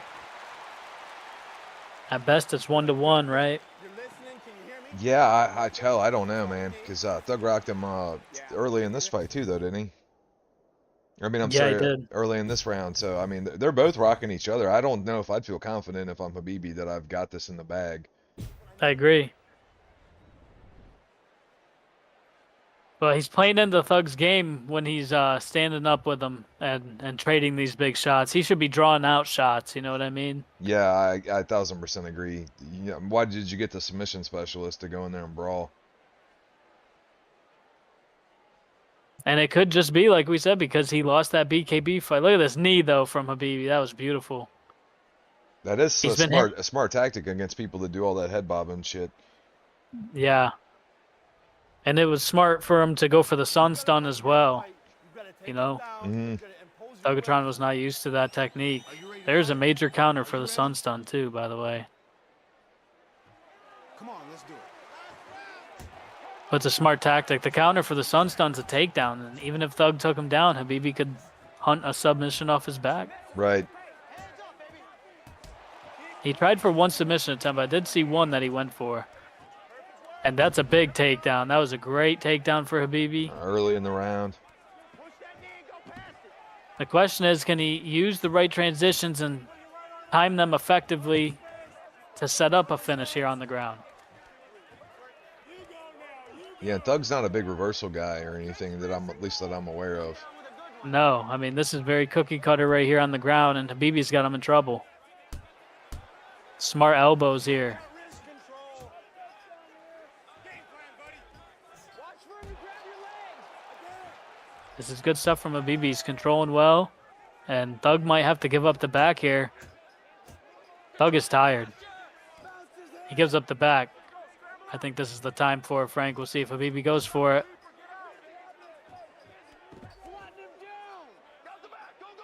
Habibi's just holding on here. That's going to let Thug get up. 1-6. Oh, Oh! yeah. I don't know why Habibi didn't at least step off or try for the RNC. Yeah. That looked like a great time. Oh, See, he puts him man. to sleep. And he's going for more. Great high kick knockout from Habibi. What a fucking You night know- for Habibi, dude. Yeah, probably the best night of his UUC career, to be honest. Beats a former SFC champion. Granted, it was Muay Thai. And then he gets his first win here tonight. Yeah, I know. Block And that high kick. gets a little revenge for the BKB loss he took to Thugatron. Yeah. And that's the next step for Habibi, man. You know, he's got some skills on the ground. He's got to continue to build off of those. And if he can get with this camp leader hamslinger, I'm sure, you know, the way he's progressing right now from what we saw tonight, he could make some real strides in the grappling as well. Yeah, absolutely. I'd love to see him start integrating some hamslinger chain wrestling and that kind of shit. Yeah. Hamslinger's very good with his back takes, too. So he's got the right camp leader to do so. Yeah, But a great performance for him. Yeah, Thug was cracking him, but it just not it just wasn't enough, you know. And obviously his stamina management was not up to par. Yeah, man. And Thug's record there was messed up. He's not 0-4. He's he should be 0-2 after that one. Oh yeah, shit. I don't know what the fuck happened there. So my bad, Thug. All right, we'll be right back, guys. Yes, sir. Wait for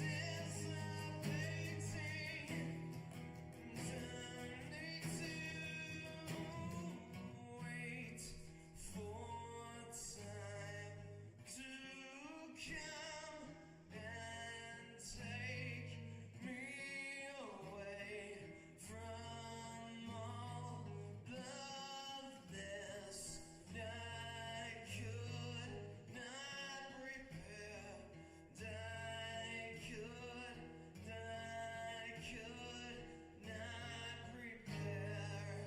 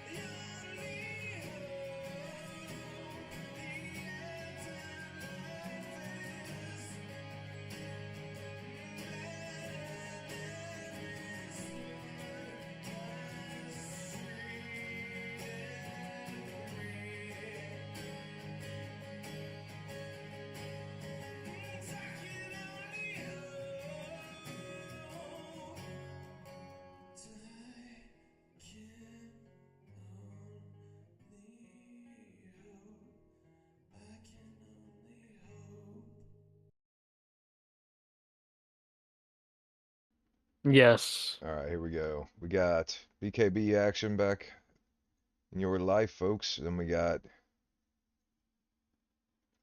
Adix is going to be taking on Blessed, making his BKB debut this season, anyways. Yeah, man. This could be crazy right here, and we haven't seen these two fight at all. Adix coming off of that championship loss against Lickma in BKB, so he's got the experience edge at least for this season. But we all know Blessed is a killer player.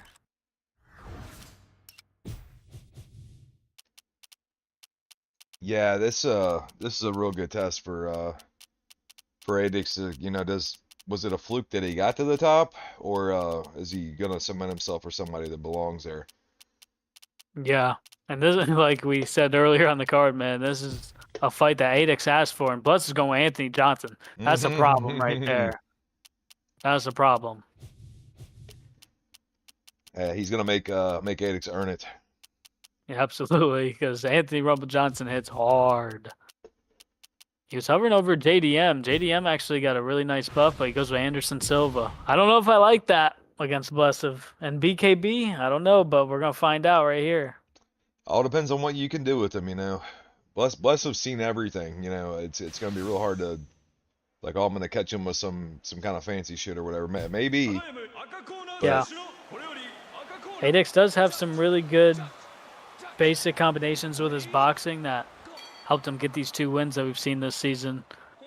But Blessive is very good at moving his head and hunting that body, so. Let them kicks go. Keep angling, keep angling. Kind of a patient approach here with Adix throwing out some of these straight shots. I like that for him. The question's going to be, oh! Both guys land big, Frank. Oh my God. Oh, Adix hurt him Already. bad. Adix hurt him really bad. Nice jab now. Oh my goodness, huge shots.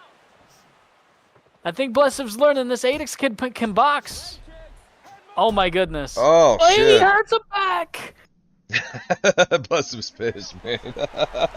Adix is, you know, getting a little overzealous. He needs to pick his shots. Because he's already landed a lot of big punches on Blessive, but Blessive's got 1-punch knockout power Yeah. with Anthony Rumble Johnson. Yeah, I mean, if I'm Blessive, like, you know, I'm trying to draw out the offense, and then I'm gonna use very minimal stamina, and then I'm gonna start fighting. You know, I'm not gonna be going right at Anthony Rumble Johnson while he's got a full gas tank. You're right, yeah, exactly. And Blessive is gonna go after that body too. We saw a little bit of that. I like this clinch for Adix. That was good stuff. Nice left hand to the body, a rip to the body now from Adix. He's a like quick what I'm learner. seeing, man. Oh, Yeah, wow. 1, 2, 3. Perfect back fist. And a huge uppercut. And man, and he looked brilliant against Lickma right up until he didn't. Yeah. Yeah, people are going to have to start putting respect in this BKB division, bro. I'm telling you, man. Like, yes, he's Anderson Silva, but, I mean, he's playing beautifully. He landed a great 1, 2, 3. Look at that right hand from Blessive. And he hurts him right back. Oh, God, this fight rules. Every fight tonight rules. Yeah, it's been insane. Oh, they're both a little tentative now. They know. They've both been hurt bad. They both know that fence is hot, man. Oh, great duck there from Adix, but you got to find the pattern. Oh, my goodness. Blessive's throwing a lot right there. That was a lot of energy. I think that tie clinch and just the clinch in general will help Adix a lot in this. But he's got to be careful entering in because Blessive's throwing that big right-hand bomb. Yeah, I like Adix when he's at his best right here, when he's alternating between the jabs and the pep steps. Yes. Beautiful jab in between there. Blessive catches him with the right hand. Oh, my wow. goodness. You're just waiting. BKB makes me so nervous, dude. Yeah. 4 minutes in this round. It's like watching a car sliding on ice. Like, you know it's going to run into something. You just don't know when or what. Yeah, exactly. Oh, right hands from Blessive in the clinch. I do see Blessive slowing down a little bit. Gets dropped with the jab. What a jab. Holy shit, man.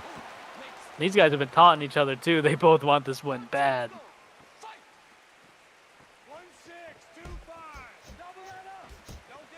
Oh, my goodness. Nice left hand to the body. So overhand left there for Adix. They're both moving their head and trying to land these big bombs. Yeah, so they're both being ballsy, man. Oh, again with that left hand.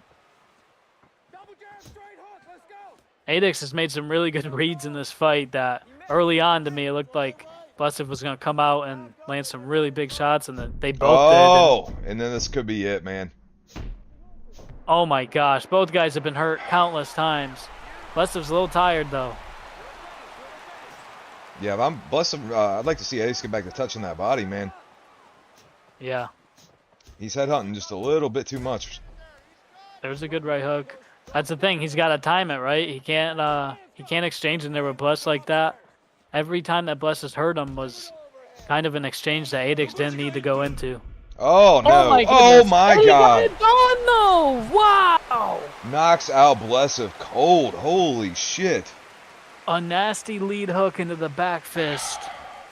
That's 2 spinning back fist knockouts in BKB tonight. Jesus Christ, dude. Oh my goodness. Look at that back fist and then the right hook to follow. Boom. What a fight that was, man. They both had each other like one punch from the first minute of this fight. Oh, you get to fight this motherfucker later, too. Yeah, I'm not looking forward to it. Oh, Wow. dude. What a showing from Adix, and Blessive brought it too. You That's know, why Blessive, BKB looks so winnable, you know. But it's like, dude, we all know how good fucking Blessive is, you know what I mean? And he just got knocked the fuck out, you know. It's we see it happen all the time. all the time, man. And like you said, Adix looked really good in there with Lickma, right up until he didn't, man. And you have to give Lickma his credit. He's sitting atop a hefty division. He is, dude. And he has never lost in BKB. He is undefeated through every season. I checked it, that he has competed in BKB. He has not lost. That is a fucking French madman, dude. I'm telling you what. Like, you can't make this stuff up. Dude, these two beat the shit out of each other. Both basically threw 100 know. strikes. Both Oh, trading 3 knockdowns for Blessive, just one more than he hit Adix with. Both guys rocked 3 times. And like you said, both throwing 100 strikes and landing big bombs. It was just unbelievable fight right there. all right. We're gonna be right back, guys. Ooh, Hold on a that second. throws off. Hold on. The something ain't working with my.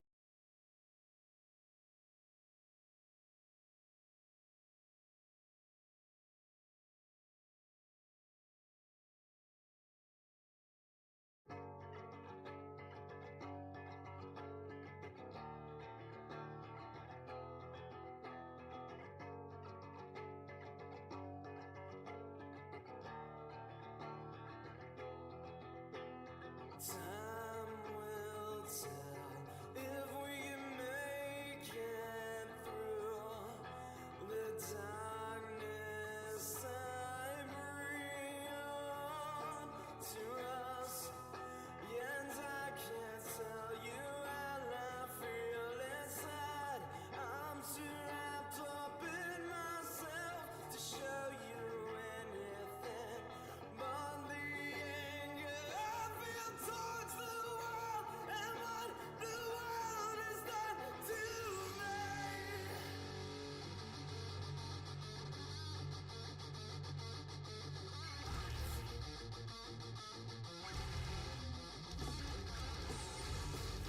I feel it now, pushing me down.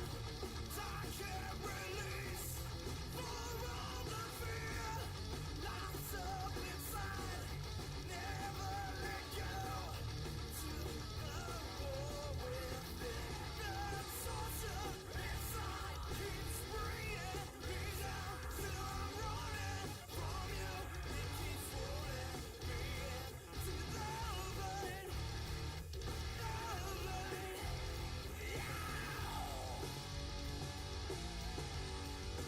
This is something you'll never understand.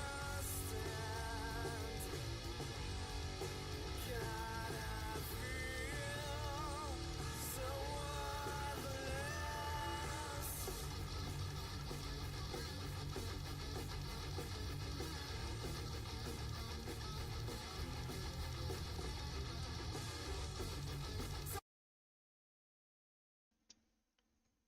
All right, man. We are back after that chaos, and we are ready for some more chaos. So we got Natan taking on Shooterman. I think Shooterman is 0-1. He's ranked number 9.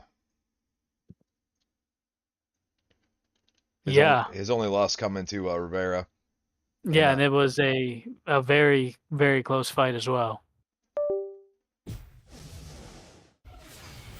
And Natan, fought for the championship, was so close to putting Fenn away, and might be the best fight of the year so far.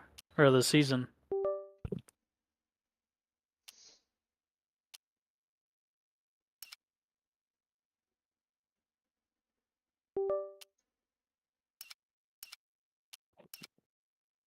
So this should be interesting. This would be a big win for Shooter if he can get it done.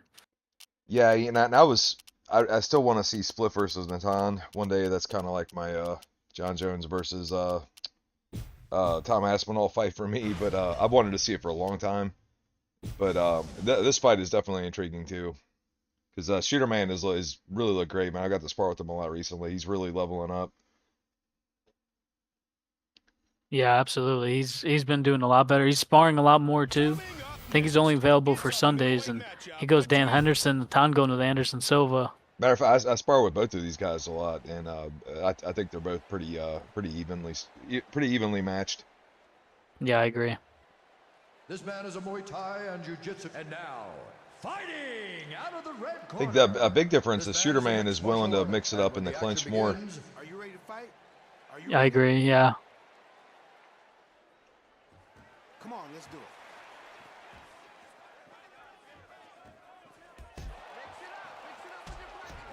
Although Natan getting Anderson Silva, man, he might try to do a little Muay Thai clinching, but Dan Henderson's Yeah. just got those throws from all positions. Exactly. They're both spinning bag fists. Oh man, I'm not crazy over these picks for both these guys though, because I've sparred them a lot too, Frank, and I think I think it's the competitive mindset, but a good throw there, like you're talking about from Shooter. Just in Yeah. terms of how they play. I like Shooter to have like a Shogun or a. I told him he does real good with Donald Cerrone. He doesn't really believe me, but you know, at the end of the day, it's whoever the hell. If you don't feel comfortable and confident in there, you're not gonna have a good time. Exactly. I like the jab from Shooter. I like his pressure, and yeah, and he's letting Natan empty a lot of gas here. Yeah, he is. Natan is very much a back foot fighter, though. We've seen that in basically all of his fights.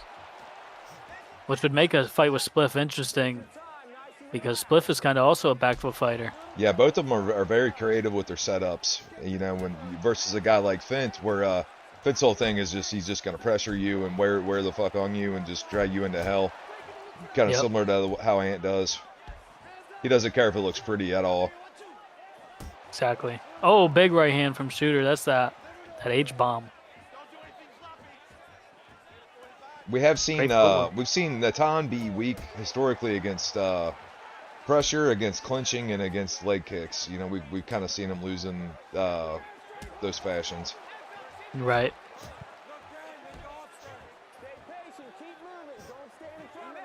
And that's the thing. Shooter's not the same kind of pressure fighter that a guy like Fenton would be, you know, which makes this pretty interesting. They're both landing some pretty good shots back and forth. Nice reversal there by Natan. He's getting better at that. Yeah, that's a big improvement right there. Good movement there by Shooter. I'd like to see Yeah. Shooter really attacking these legs. I agree. And as you say that, Natan Yeah, I goes was with gonna it. say Natan must have heard me, but Natan's starting to get that jab and the kick behind it going. He's really good with that knee. Tried it at the end, but pretty close competitive round. And that's the thing with Shooter in a lot of these fights. He has a lot of, and Natan also, at least this season, a lot of close fights. And you know, you don't want a close fight going to the scorecard. You want a dominant performance. And both guys have done well landing damage in their fights, but closing the show has been the hard problem. right. Yeah, it's like sometimes they're not willing to just push that gas just a little bit more. Come on, let's do it.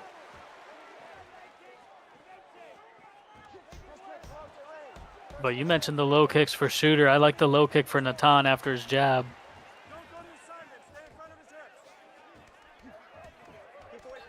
And even though Natan got that reversal in this clinch, Frank, I think Shooter can work this clinch to his advantage. Just right like here. that, yeah. Dan Henderson's got some of the nastiest clinch striking. He landed some big bombs in there. Natan didn't like those.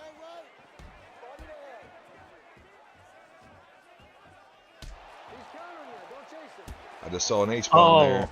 Shooter I hasn't did really thrown too. too many H-bombs. No, but that's kind of a good thing too. If he hides it, he can land one very big one and end the fight. So it's all about setting it up.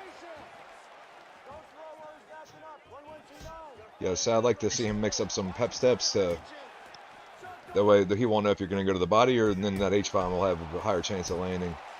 Yeah. These are good body kicks from Natan. Shooter's going to have to address some of these kicks. And that's what you're talking about. That H-bomb can definitely address some of those. Definitely. Go right down the middle. That was clean by Natan. He's really starting to feel it out there. He is. You can see it. Great block from Shooter. That's what he needs. This clinch, he did some really good damage. There's a great throw. That was smart because Natan assumed he was going to push him against the cage, and that's how he got that free throw there. Exactly. These body shots are starting to add up on Shooter. Yeah, I'd like to see Shooter get out of the way of some of this stuff because he's there to be hit a little bit too much. And it's like if you would just do a little half step back or something when Natan does these blitzes, he won't be in there for a lot of that shit. He moved his head, landed some good stuff there as Natan came in. Natan's setting up some killer shots. He's looking for a finish.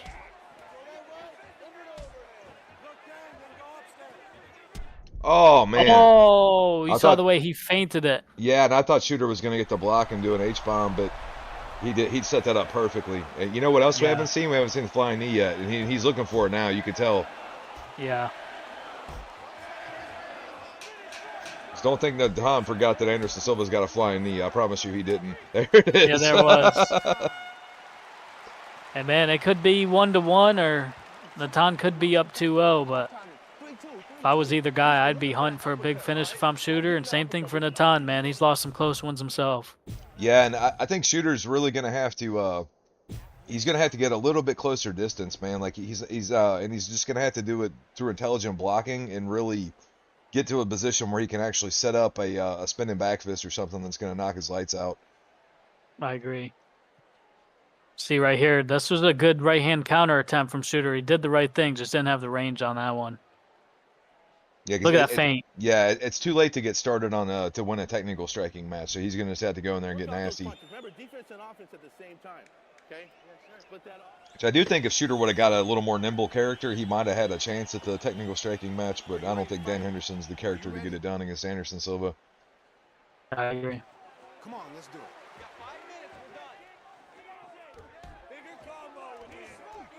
Oh.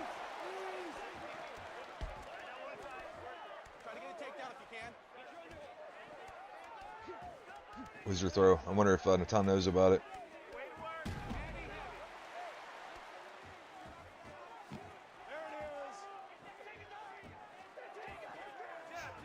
Nice. That's it. Right there is this fight.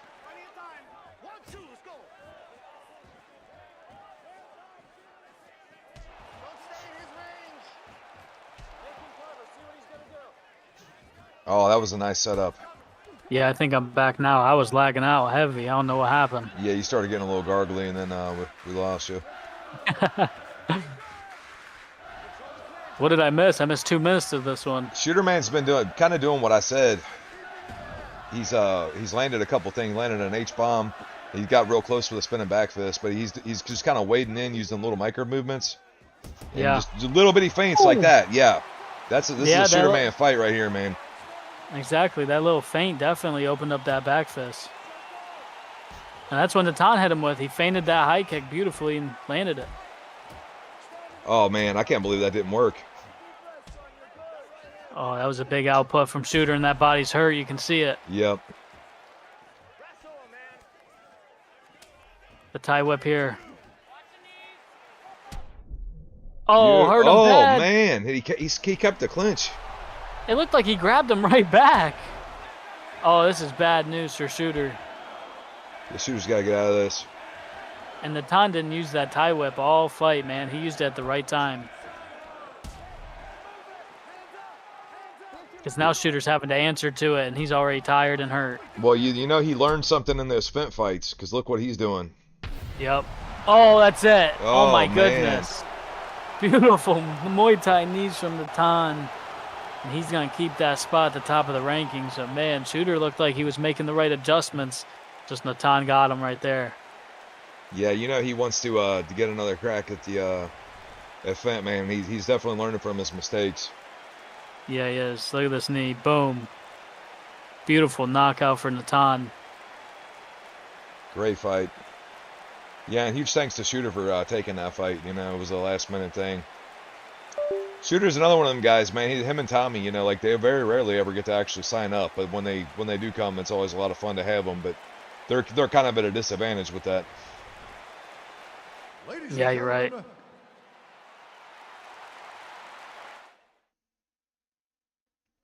Now I'm hearing that we got a little craziness going on. We're gonna have Likma up next in Muay Thai, part of the last 4 fights here, but unfortunately, it looks like Thugatron has to pull out, so we're gonna find him a replacement. We'll be right back. All right, we'll be right back.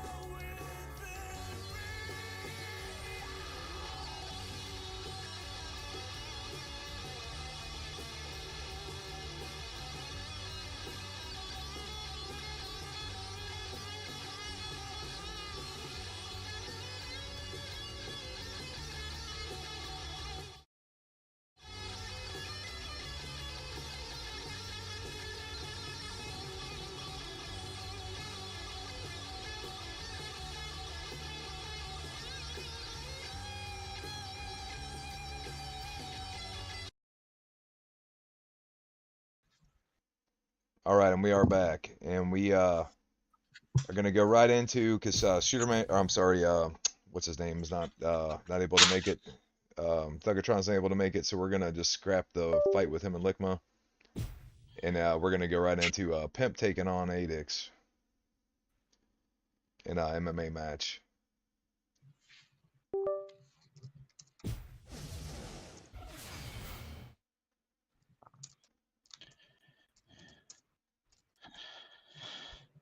All right, I got Shooterman helping me out in the booth with this. All right, Yeah. you guys can go on in. My controller's possessed by the devil right now.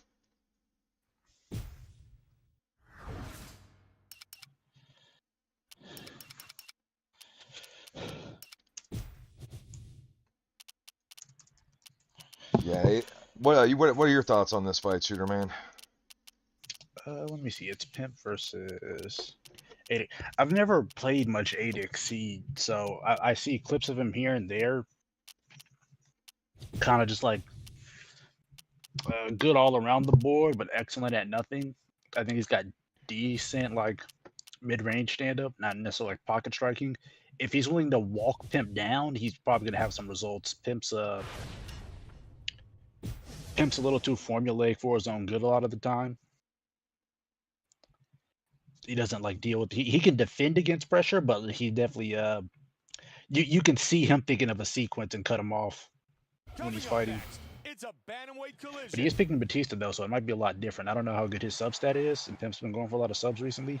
He's at bare minimum gonna shoot a takedown. Jan's pretty good all around the This man board. is and now, and when the act If he gets used to boxing at mid-range with Jan, who's really strong there, he's going to do really well. He's got throws too, so it's really about is Pimp going to reverse enough to keep the pressure off? Well, Jan's not insanely fast. Adic's already shown him that knee. Yeah.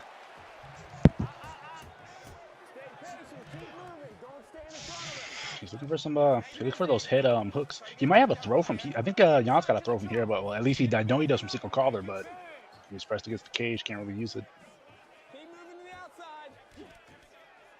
Yeah, and everyone's kind of just flicking the head, moving around. Closed guard's not a bad spot for Jan. He's got hammer fists. He can honestly alternate just between like one to the body and then two to the head because it's good for guard breaking too. But he's in the half guard. I don't know what Batista has as far as subs or sweeps. Yeah, I don't know Yeah, either, him- honestly. I know Batista's somebody I don't even know if I've used him because I don't particularly like him in real life.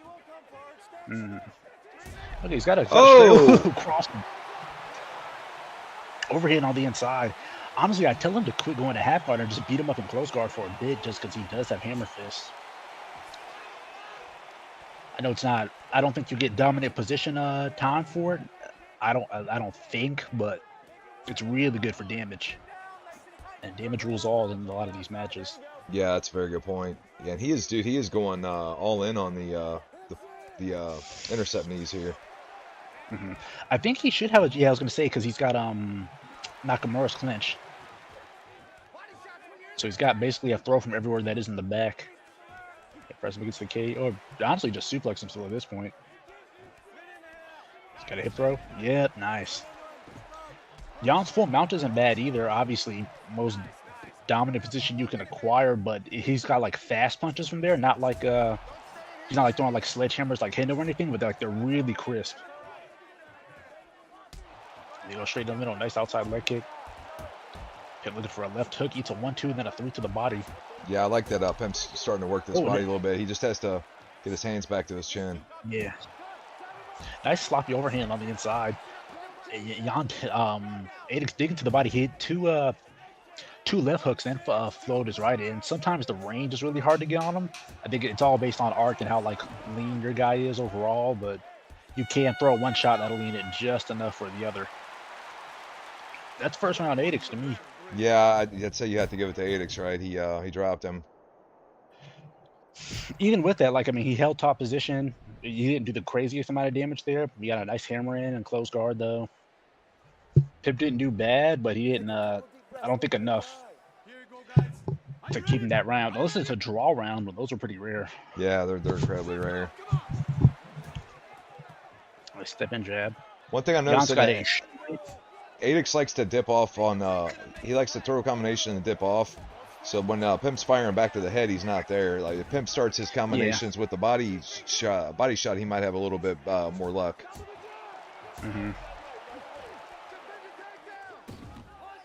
Or the usual metaphor for anyone that's like likes to throw the head movement around a lot is the mid-range head kick.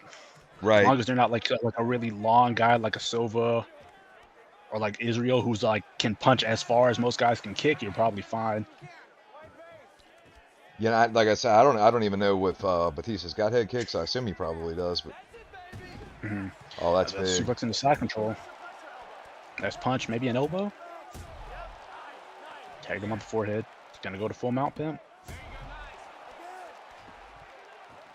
Locks it. Nice half guard. Half guard's a weird position. It's kind of 100 or 0. Either you've got really nice shots here, or your shots are pretty terrible. Yeah, that's a good point. And it's also like if the guy's got a sweep on the bottom, like dude, usually it's they're the so most nasty. prominent. Yeah, it's usually the most prominent sweep position. You've got, I think, the flower sweep is what the half guard to half guard posture up one is called. Then there's the one where their guard doesn't have to be open and you go into side control. Right. Yeah, and that one's hella powerful. I think Charles has got that one.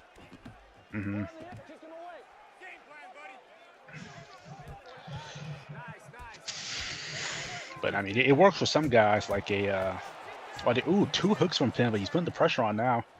Maybe Oh. nice straight. Oh, but he eats that overhand. I think he dropped his hand, probably prepping to throw a combination, but He's putting the knee out some. I like Oh, and that. he gets it anyways. Not at the correct timing, but I guess the threat's there. I like to see I Pimp don't go a think little bit I of don't think teeps. he probably. I guess the issue with that, well, Jan's not fast, but since they aren't in open stance, his teep wouldn't hit his body as fast as it could from either side because his dominant foot isn't facing that end. But okay, Jan's got throws from there. Honestly, he didn't even have to shoot.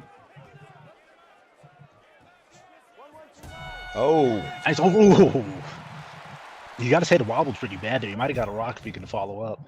Maybe, probably that might be 2-8x, but that round's pretty close. I would say that Pimp probably got that round. I'd say it's probably round apiece if I had to venture a guess. Not good enough for anyone to lay down and just take it from this last round though. Right.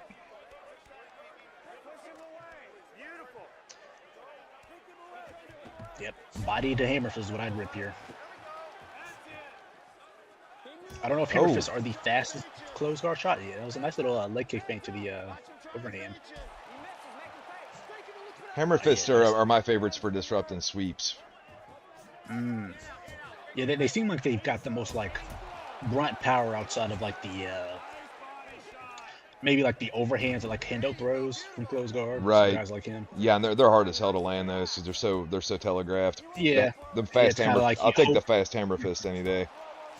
Yeah, because they seem like they hurt guard the most too. Mongolian chops look the coolest, I think, but they don't. It's hard to land much on those. Oh. I think he used the clinch to set up him kind of just hoping to hold back and grapple block him. Have had a front headlock for him up there, but now they're back to their feet. He's bloody. Maybe a slam. Look where I think he's going to pull him out with the single leg. Drop him to his butt with the double. Oh, beautiful reversal there by Adix. Oh, he's got to watch He his. caught that punch. He has no sub. He doesn't have sub stand because otherwise that would have went into a triangle and armbar there. So he doesn't really have to be worried about getting fit. Half guard. Pimp's in side control.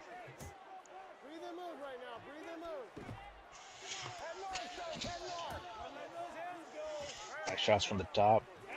I like what I'm seeing from Adix overall, though. He's got a very well-rounded skill set. Yeah, he's really good. He's keeping up with Pimp here. It's pretty neck and neck across the board as far as who's winning when. Back take attempt, maybe reverse. Oh. This is a bad spot to be with Pimp on your back, man. He wants the RNC. I mean, you can't rock someone from there, but you don't really need to. Oh, he switched hands for a second there. I guess maybe to hope he catch him. Been trying to posture up. Adix is gonna need a rock. Oh, he about got it right there. Oh my God! Pimp Daddy, ladies and gentlemen. Holy shit! The number 2 rank. That was going to be a close decision too, man. I wasn't sure who was going to get that, but Pimp took the judges completely out of the equation. His ground striking must be a lot better than we assumed. Because he put him out cold. It wasn't even another rock. God damn, dude. He split his guard with that. Well, I think Adix was dropping under the premise of like he was like I can close distance a little. Yeah, quicker. he had just dropped. His hands are up, or maybe because his hands look pretty high. I think he might have just for a millisecond dropped it. Ooh, maybe because it looks like our Pimp was just perfectly off center enough to get past it.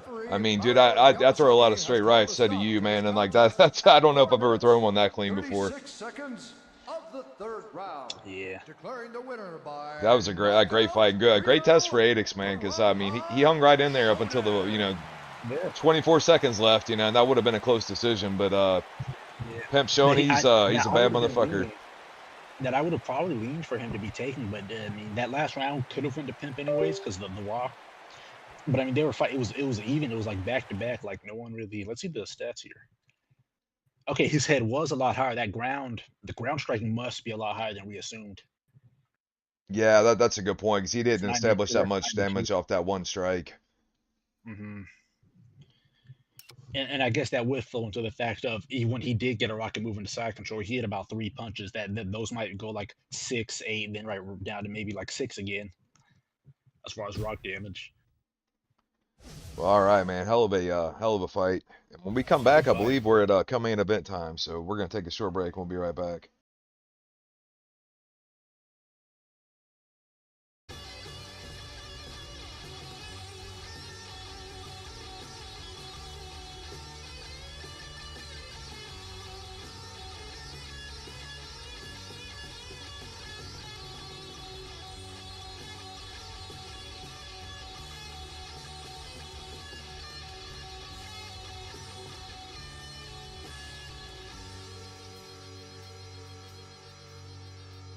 Time will tell.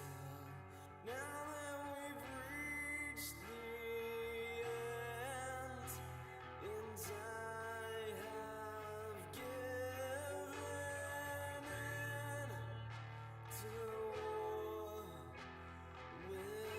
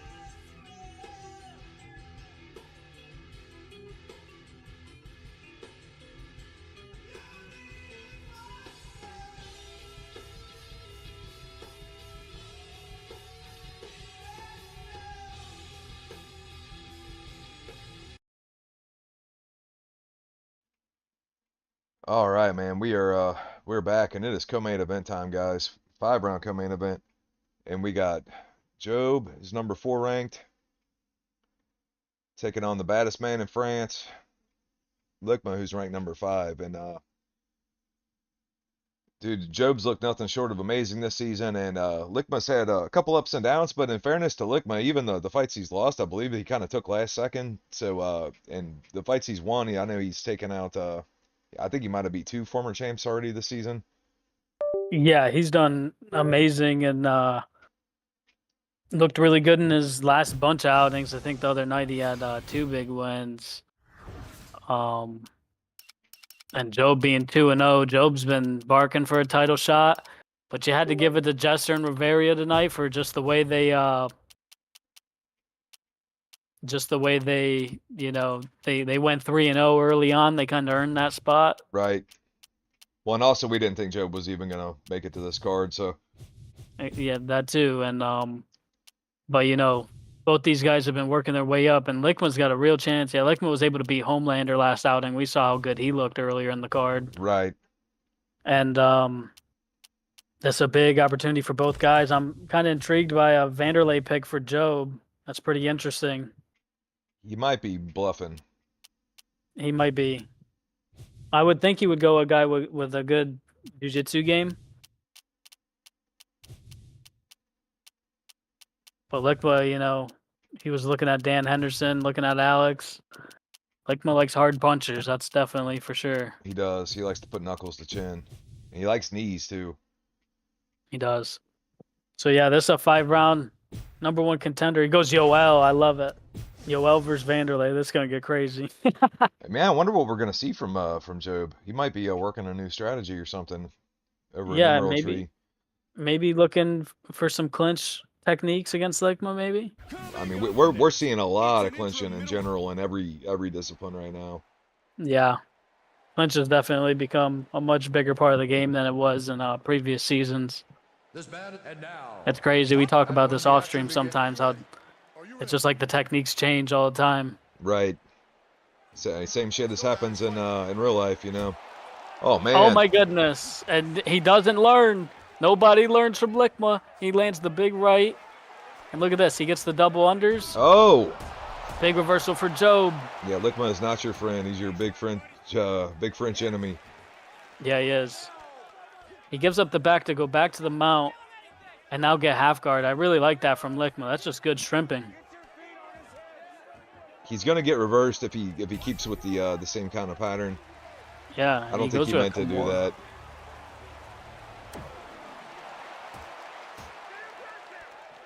He's doing a good job of blocking and getting his transitions right. Gives up the back again. Job could be using a lot of energy here, but so could Lickma. We're going to find out after this exchange. Job takes the back. Floats back on top. Lickma's almost out here. Job's going to get off. He's going to go back to the back here.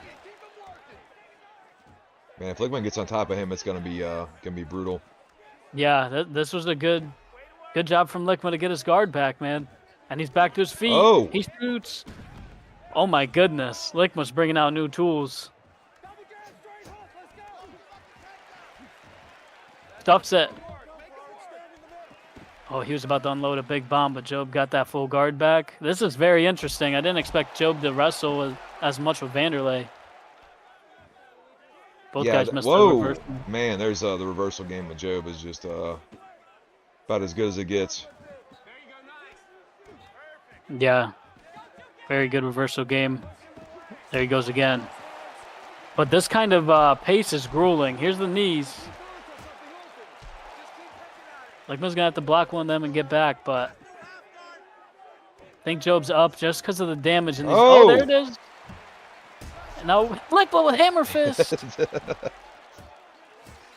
Lickma's got some stuff up, but he hurts him. Oh, he's letting him up. Shoots the takedown, and Lickma may have just stole round 1 with 30 seconds. Great reversal from Job now, man. These grapple exchanges are crazy. Man. Great job from Lickma here. And a huge... Oh, no way, man. And some knees to the body. Wow. Great round 1 for Lickma. It looked like he was going to lose that round, but he finds a way, man. This is, dude, what we've been seeing out of Lickma is just wild, dude. He just read the tip from his coach, and they're going to let him know. But that was a great... Let's see if Job learns from the fist bump. I'm intrigued on who lost more stamina in that. Oh, uppercut from Lickma. Yeah, I don't know. Job went for a lot of reversals and all that. Yeah, those were grueling exchanges. Those will gas you out, man. Great reversal from Job there. And a nice knee to the body. Yeah, Job wants to slow this chaos down. Like, hey, let's take this shit from a 10 down to like a 6 or something. And that's smart. And Lickma's doing a lot of good things to just mitigate too much damage from happening. Yeah, Lickma's very hard to push up against the cage. We saw it the other day with somebody. He was very good at steering away from it. Job's muscling him in there though, because Vanderlei's Vanderlei, but Oh, reversal from Lickma there. And That's a it. takedown. Hit the reversal and then got his takedown. I mean, oh my goodness. What a reversal back from Job. Big ground and pound here. Lickma's in trouble. Oh my goodness. Lickma kicked up. And Job does not want to play any part of the striking game with Lickma. It's pretty smart, and this is what he wants. yeah, he just lather, rinse, repeat with this clinch. Great defense from Lickma here. Oh, he landed one big one there. And Lickma's got to regain some stamina after that exchange.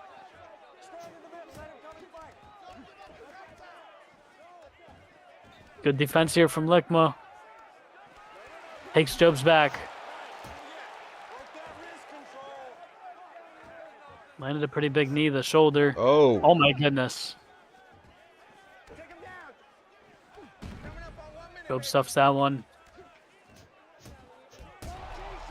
Nice pull counter from Lickma. You just await the French kiss, man. There it is. I'd like to see Lickma crack the body first a little bit. Yeah. There he goes. He's a little stammed, though. And he shot that takedown for position right there. Get his back off the fence. Yeah, because Job's just blocking high and then weighting him down and then clinching him. Yeah, and this right here, though, is a problem. Lickma's got to defend this a little bit better. Job's starting to get some big Muay Thai whips going. Good I round think it's for a round Job. apiece. Yeah. Yeah.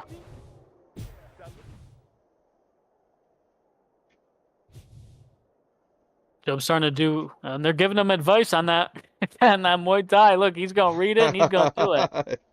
And he's going to pull it off. Watch, he does this every time. They're telling him to resist the movement. Watch, he's about to. Working, everything you're doing is working. Gotta keep those. Are you ready? Are you ready? But yeah, one round apiece. Grueling fight, you know, definitely taxing on both of their staminas right now. Ooh, interesting. Yeah, mistake, though. Went too quick with that takedown, and Job got on top.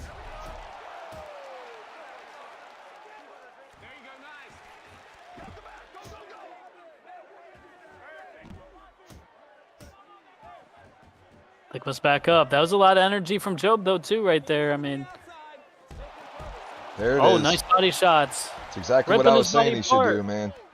You're right. And oh, what a counter from Job. He said, fool me once. Lickma back to his guard. And honestly, what's keeping Lickma in this is that Job doesn't have a submission character. Because he's getting to some positions where if Job would have like a Charles Oliveira or something, like this would have been over. But He's got to block these knees to the body. Letting Job hit way too many of those. That's going to keep taxing that stamina, and that's what Job's looking for. This is taking a lot of stamina out of Job. You can tell he's tired. He is. And Lickma senses it. Oh, but beautiful great catch. from Job. Lickma's got to get back to his feet.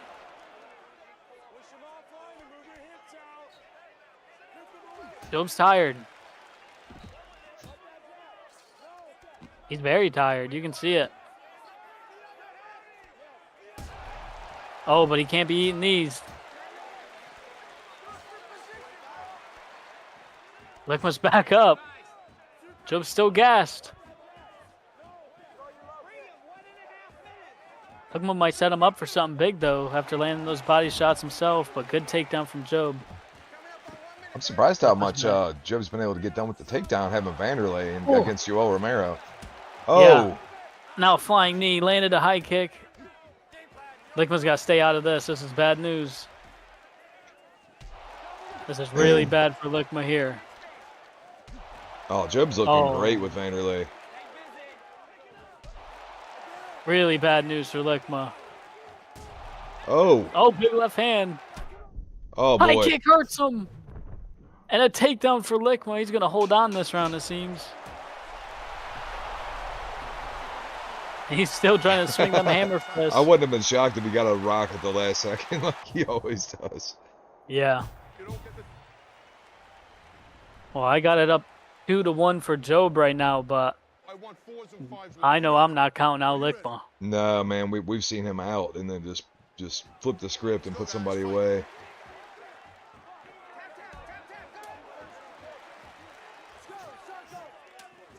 Oh, flying knee from Job. Now his strikes are opening up because of this tie clinch, really. Lickma's going to have to look to block that transition or reverse it. He's hurt. Oh, That's going to be it, I think. Yeah. Job with uppercuts, left hooks. That's it. That's all she wrote. Job improves to 3-0, and he is the new #1 contender in the MMA division.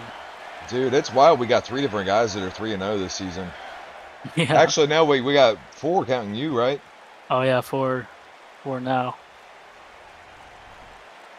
A great performance from Job. Yeah, dude, Job is really on fire this season, man. He wants that fucking belt so bad. It's a wonder he hasn't got it yet because he's been around forever. But dude, he's just really, like, every time we see him, he's up a level. Like we didn't see him doing this kind of shit just a couple weeks ago. I wouldn't have thought, hey, Job's gonna go in there and clinch whip somebody to death.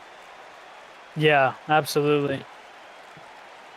And he had to, it wasn't working early on with Lickma. It took him basically towards the end of the second round, then that third round to finally kind of get that game plan going and working to full effect. So good on Job there. Man, Lickma only did 9% head damage to Job. I would have thought it'd been more than Yeah. that. But he recovered a lot after. he 'cause did. He took a lot in round 1, but he recovered a lot with a lot of grappling in Yeah. the last 2 rounds.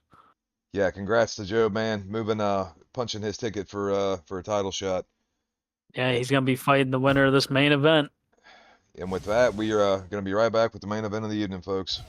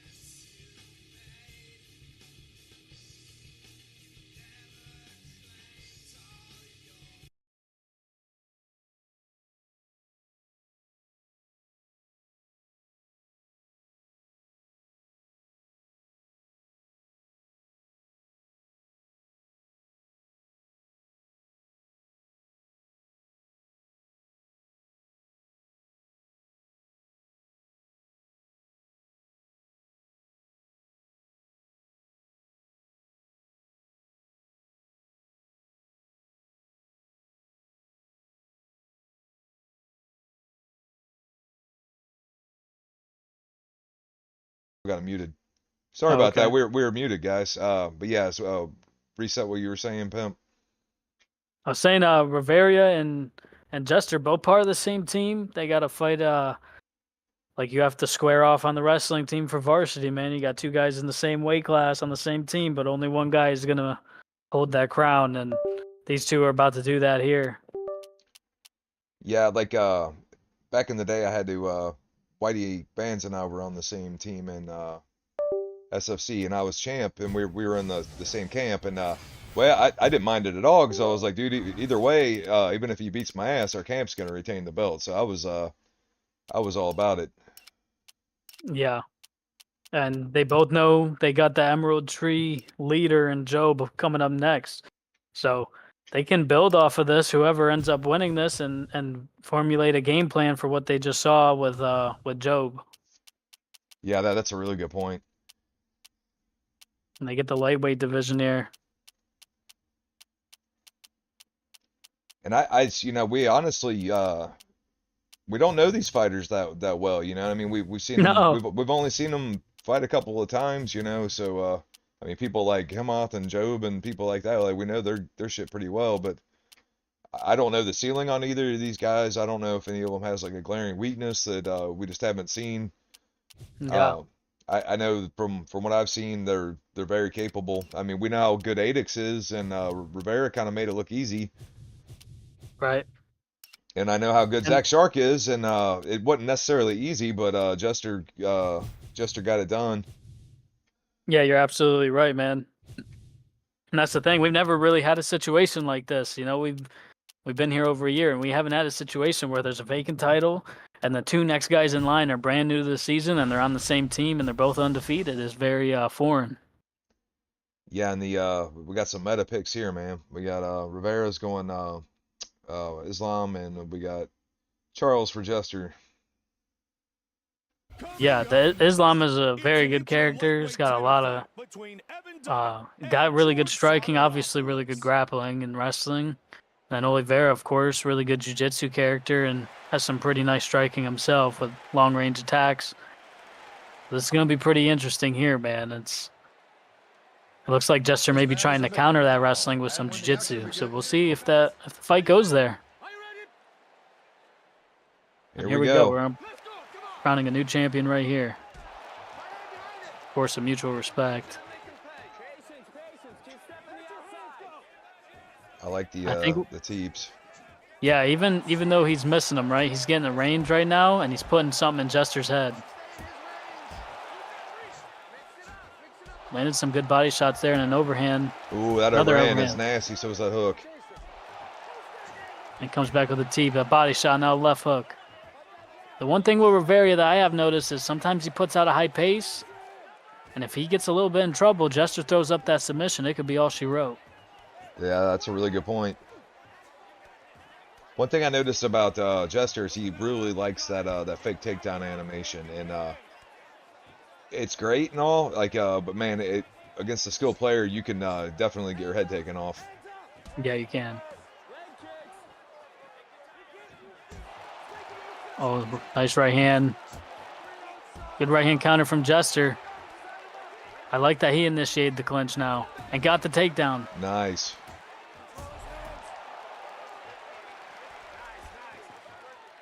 Nice ground and pound shots from Jester, and Rivera's doing a good job and a great reversal, man. He's got to watch this reversal here from Charles, though. It's a nasty one. Yep. Charles has a lot of good sweeps, but he postures up and mount. This could be bad news. Big elbow.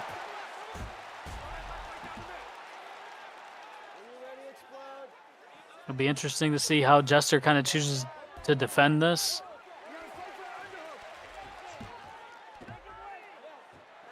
There's a lot of different options here. He's looking for the reversal. He's just mistiming it a little bit. Rivera's doing a good job of kind of baiting it out.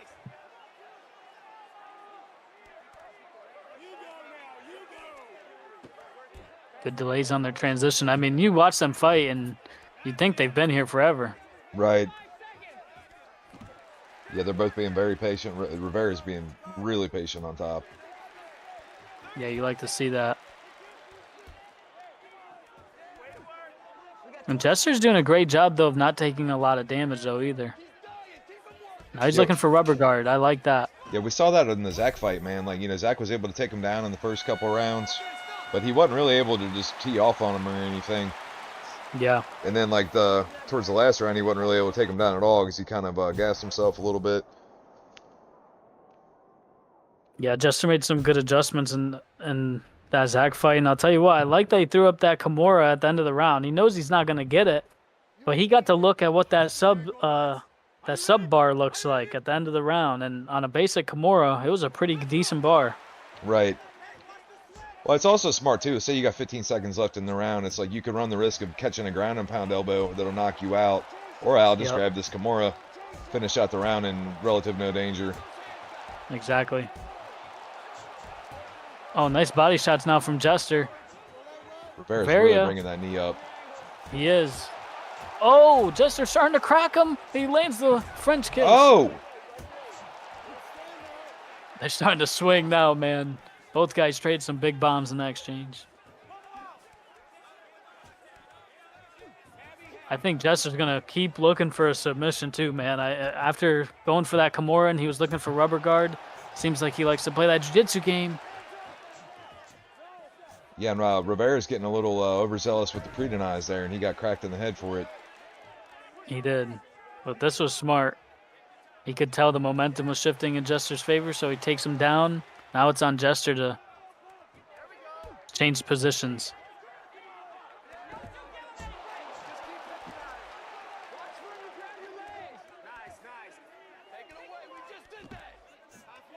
I'd like to see Jester just kind of frank guard him because Rivera's not really being too active on top. He's a little bit more right now, but he seems to be willing to kind of stall him out. Yeah. That was a good half guard pass, now breaking the posture. Jester's really good at getting that posture broken right back down every time Rivera is able to posture up. Oh! Oh!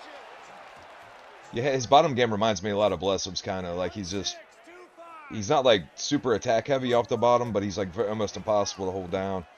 Right. Oh, wow. Yeah, that was crazy. Both these guys are very impressive, though. Nice right hand. Oh, huge right from Rivera, now the jab. And another right hand. Oh, wow, he rocks him. Yeah, he started tagging him with every punch there. Can't eat that many. Stuffs his takedown.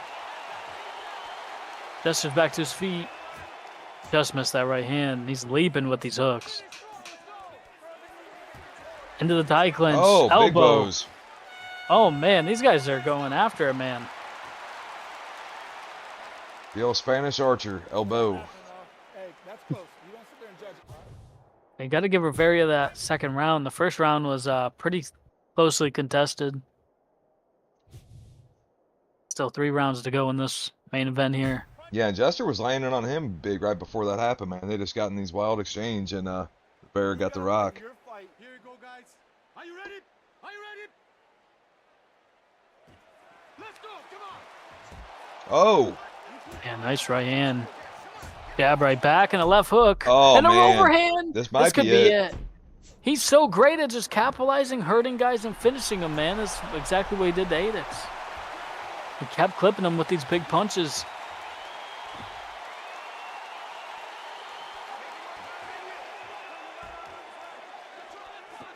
And if I'm Jester, I'm playing a submission game. I just got knocked down. I was hurt last round. I'm looking for a good position to snatch on a submission. It's smart from Rivera to stand up. Honestly, yeah. Because he's like, how am I going to most likely lose this fight? I'm going to get caught in some crazy shit. Oh, man. Oh, my goodness. Flying That's got to knee. be it, right? That's it. That's it. Oh, my goodness. A new UUC champion of the MMA division. He's now 4-0. Rivera, man. Awesome, man. We're going to have to get him in the interview and actually ask him how to say his fucking name properly. I guess we got to start saying it right now. Yeah, we definitely have to start saying it right. But, man, he used that overhand to great effect. I've talked about that overhand in the past that Islam has. If you're going to use him, that's the punch you need to be utilizing. And he landed it like a fastball, ended up setting up his flying knee, and this ground and pound got the finish. And, man, Jester was a tough cookie. Jester did a lot of good things in that fight. Yeah, he was fighting really good, and but man, we've seen a lot of good people get taken out by this dude, man, and I'm really curious at what the ceiling is for him, man. And I think Job's really gonna test him in places that he hasn't probably been tested before. Yeah, that's true. And another thing to think about is how interesting a fight with Rivera and Himoth would have been. And you know, you never know if maybe in a week or two, let's say Rivera was able to retain that title. You never know. Himoth might bounce back and end up trying to claim back what was his before Rivera came and took it now because of the Fender Bender. Yeah, Oh, I man. mean that's a good question. You know, we don't know how long Himoth's going to be on the DL for. But yeah, I mean he didn't lose the title, so yeah, Rivera, if you want to have a interview, bud, jump in the VC lobby. We'd love to hear from you. If not, it Yeah. ain't no big deal. But you know, you earned the opportunity, What a performance. dude. And that just this division is fucking stacked, man. I mean, both of these guys were 3-0 coming into this. Now we got what we said Joe was. He's 3-0 now. Yeah, Job is 3-0, Rivera is 4-0. You're And one you're thing you're 3-0, and then I don't know what the hell Himoth was, but and the one thing I really liked, Rivera said he's got to get ready for work, so he oh, can't that's right fine. now. But I'll say this, man, it makes a fight very intriguing between Job and Rivera. I mean, he showed a lot of patience on the ground and even able to hit some reversals in there. And he's gonna have to be patient, especially against a guy like Job. And it'll be interesting because he gets to pick the weight class. So, you know, maybe he goes a weight class that Job is not gonna be too happy with. But I'm pretty excited for that one. Yeah, and stylistically, the way he grapples matches up interesting with Joe because he's very kind of like I'm watching everything you do animation wise, and I'm gonna try to kind of sneak stuff out of you and bait you to go for reversals, and then I'm gonna pass. And Job is very just kind of throws a lot of fucking reversals, so well. It'd be kind of interesting to see how that's gonna play out, and on the feet, man. Are we gonna see clinch whipping Job, or are we gonna see passive step and jab Job? Like we don't have any idea. Yeah, it's going to be very interesting to see what both their game plans are. It seems like Rivera is just very comfortable with just being well-rounded. He seems comfortable in the clinch and the striking exchanges. You know, there's times where guys get the better of him, but it seems like every time he's landing the right bombs to put people away, man. Yeah, he's got some very I don't know if they're I'm gonna have to go back and watch some of his fights and see if he kind of has like prescribed combos that he's doing or if he just kind of makes them up as he goes. But he definitely has a good formula for putting knuckles on people's chins. He's done it a lot, man. But yeah, so I don't know if it's something where he does it every fight, like does he go two hooks and then a body shot and then a jab? You know, what I mean, I have no idea, or if he's just that good at reading the action while it's happening and making adjustments in real time. Wow, well, I'll tell you something right now. Job says to Rivera, he said, "I'm not impressed by your performance." But Rivera replied with Himoth saying the same thing to Rivera, and Rivera said Himoth said the same thing, and he didn't show up. You better Oh, show up. Oh my goodness. well, Heating I up, can man. guarantee you Job will fucking show up, man. He wants this fucking shit bad. So he unless some fucking crazy shit happens, I'm fairly confident Job's gonna show up. So Yeah, and Job, you know, he's worked his way back to it. He got to 3-0. He's fought the right guys in the division to earn that spot back, and you know, he fought for that title in a super close fight with Blesiv back at the finale of UUC 60. So you got to think that Joe wants that title really bad. yeah, he reminds me kind of like how Himoth was. Like Himoth got so fucking close so many times, and it's the same thing. It's like your heart breaks for people like that because you know they're doing all the right shit. They're training with the right people. They're fixing the shit that needs fixed, and you see they just get right there, and it just sometimes it just ain't enough, or it's just a lucky bounce, or you know, just so many things can happen in this shit. But it really seems like he is just really on a different fucking planet as far as everything right now. So I'm really interesting to see how he matches up because like this Rivera guy seems like a fucking monster, and he's a unique face that we haven't seen around here before. Yeah, absolutely. And I just want to say before we get out of here, to thank you to all the competitors because really the fights tonight, I know we ran a little bit long because I went against what I normally do and gave people multiple fights and did a little bit more fights than we normally do, but the fights were awesome, man. Yeah, when the It's when gonna the be. when the fights are bangers like this, dude, I don't give a shit if it lasts fucking 6 hours, you know. But man, when we got fights where they're a little they suck or people ain't showing up or we're just constantly hunting people down and then it drags on for 3 hours. That's when it's a real That's when it's a mess. chore to finish that shit out. But when it's like tonight, dude, I'm like shit. Let's do fucking three more. Yeah, right. It was definitely a great night of fights, and Frank, we got some big ones that we're looking forward to. I think the real big one coming up soon is going to be Lickma looking for that third defense against Thugatron, and wow, that's going to be a barn burner. Yeah, man, that's gonna be a lot of fun. I think everybody's been wanting to see that for a long time. So we'll finally Yeah, get to see that shit. yeah, And we'll finally get to see. maybe we'll get to have no Natan versus Spliff too. Yeah, we'll have to try to see if we can get that one going, and we got to be looking for a challenger for Fent too, so be on the lookout for that. I think some people kind of made a good case tonight in the Muay Thai division. You had Blessed picked up a big one. Jesus, or no, so it was Habibi picked Habibi up picked a up a win, yeah. dude. Habibi looked good, and if Fent wants a challenger, Fent wants challenges. He's a fighting champion. Right. He wants to get on this card and defend this belt every night if he could. So whoever wants it and it makes sense to do it at the time, we're gonna go ahead and go with that fight. I'm sure. So a lot of big things in store in the future. Yeah, and guys, I guess we will see you guys on the next one.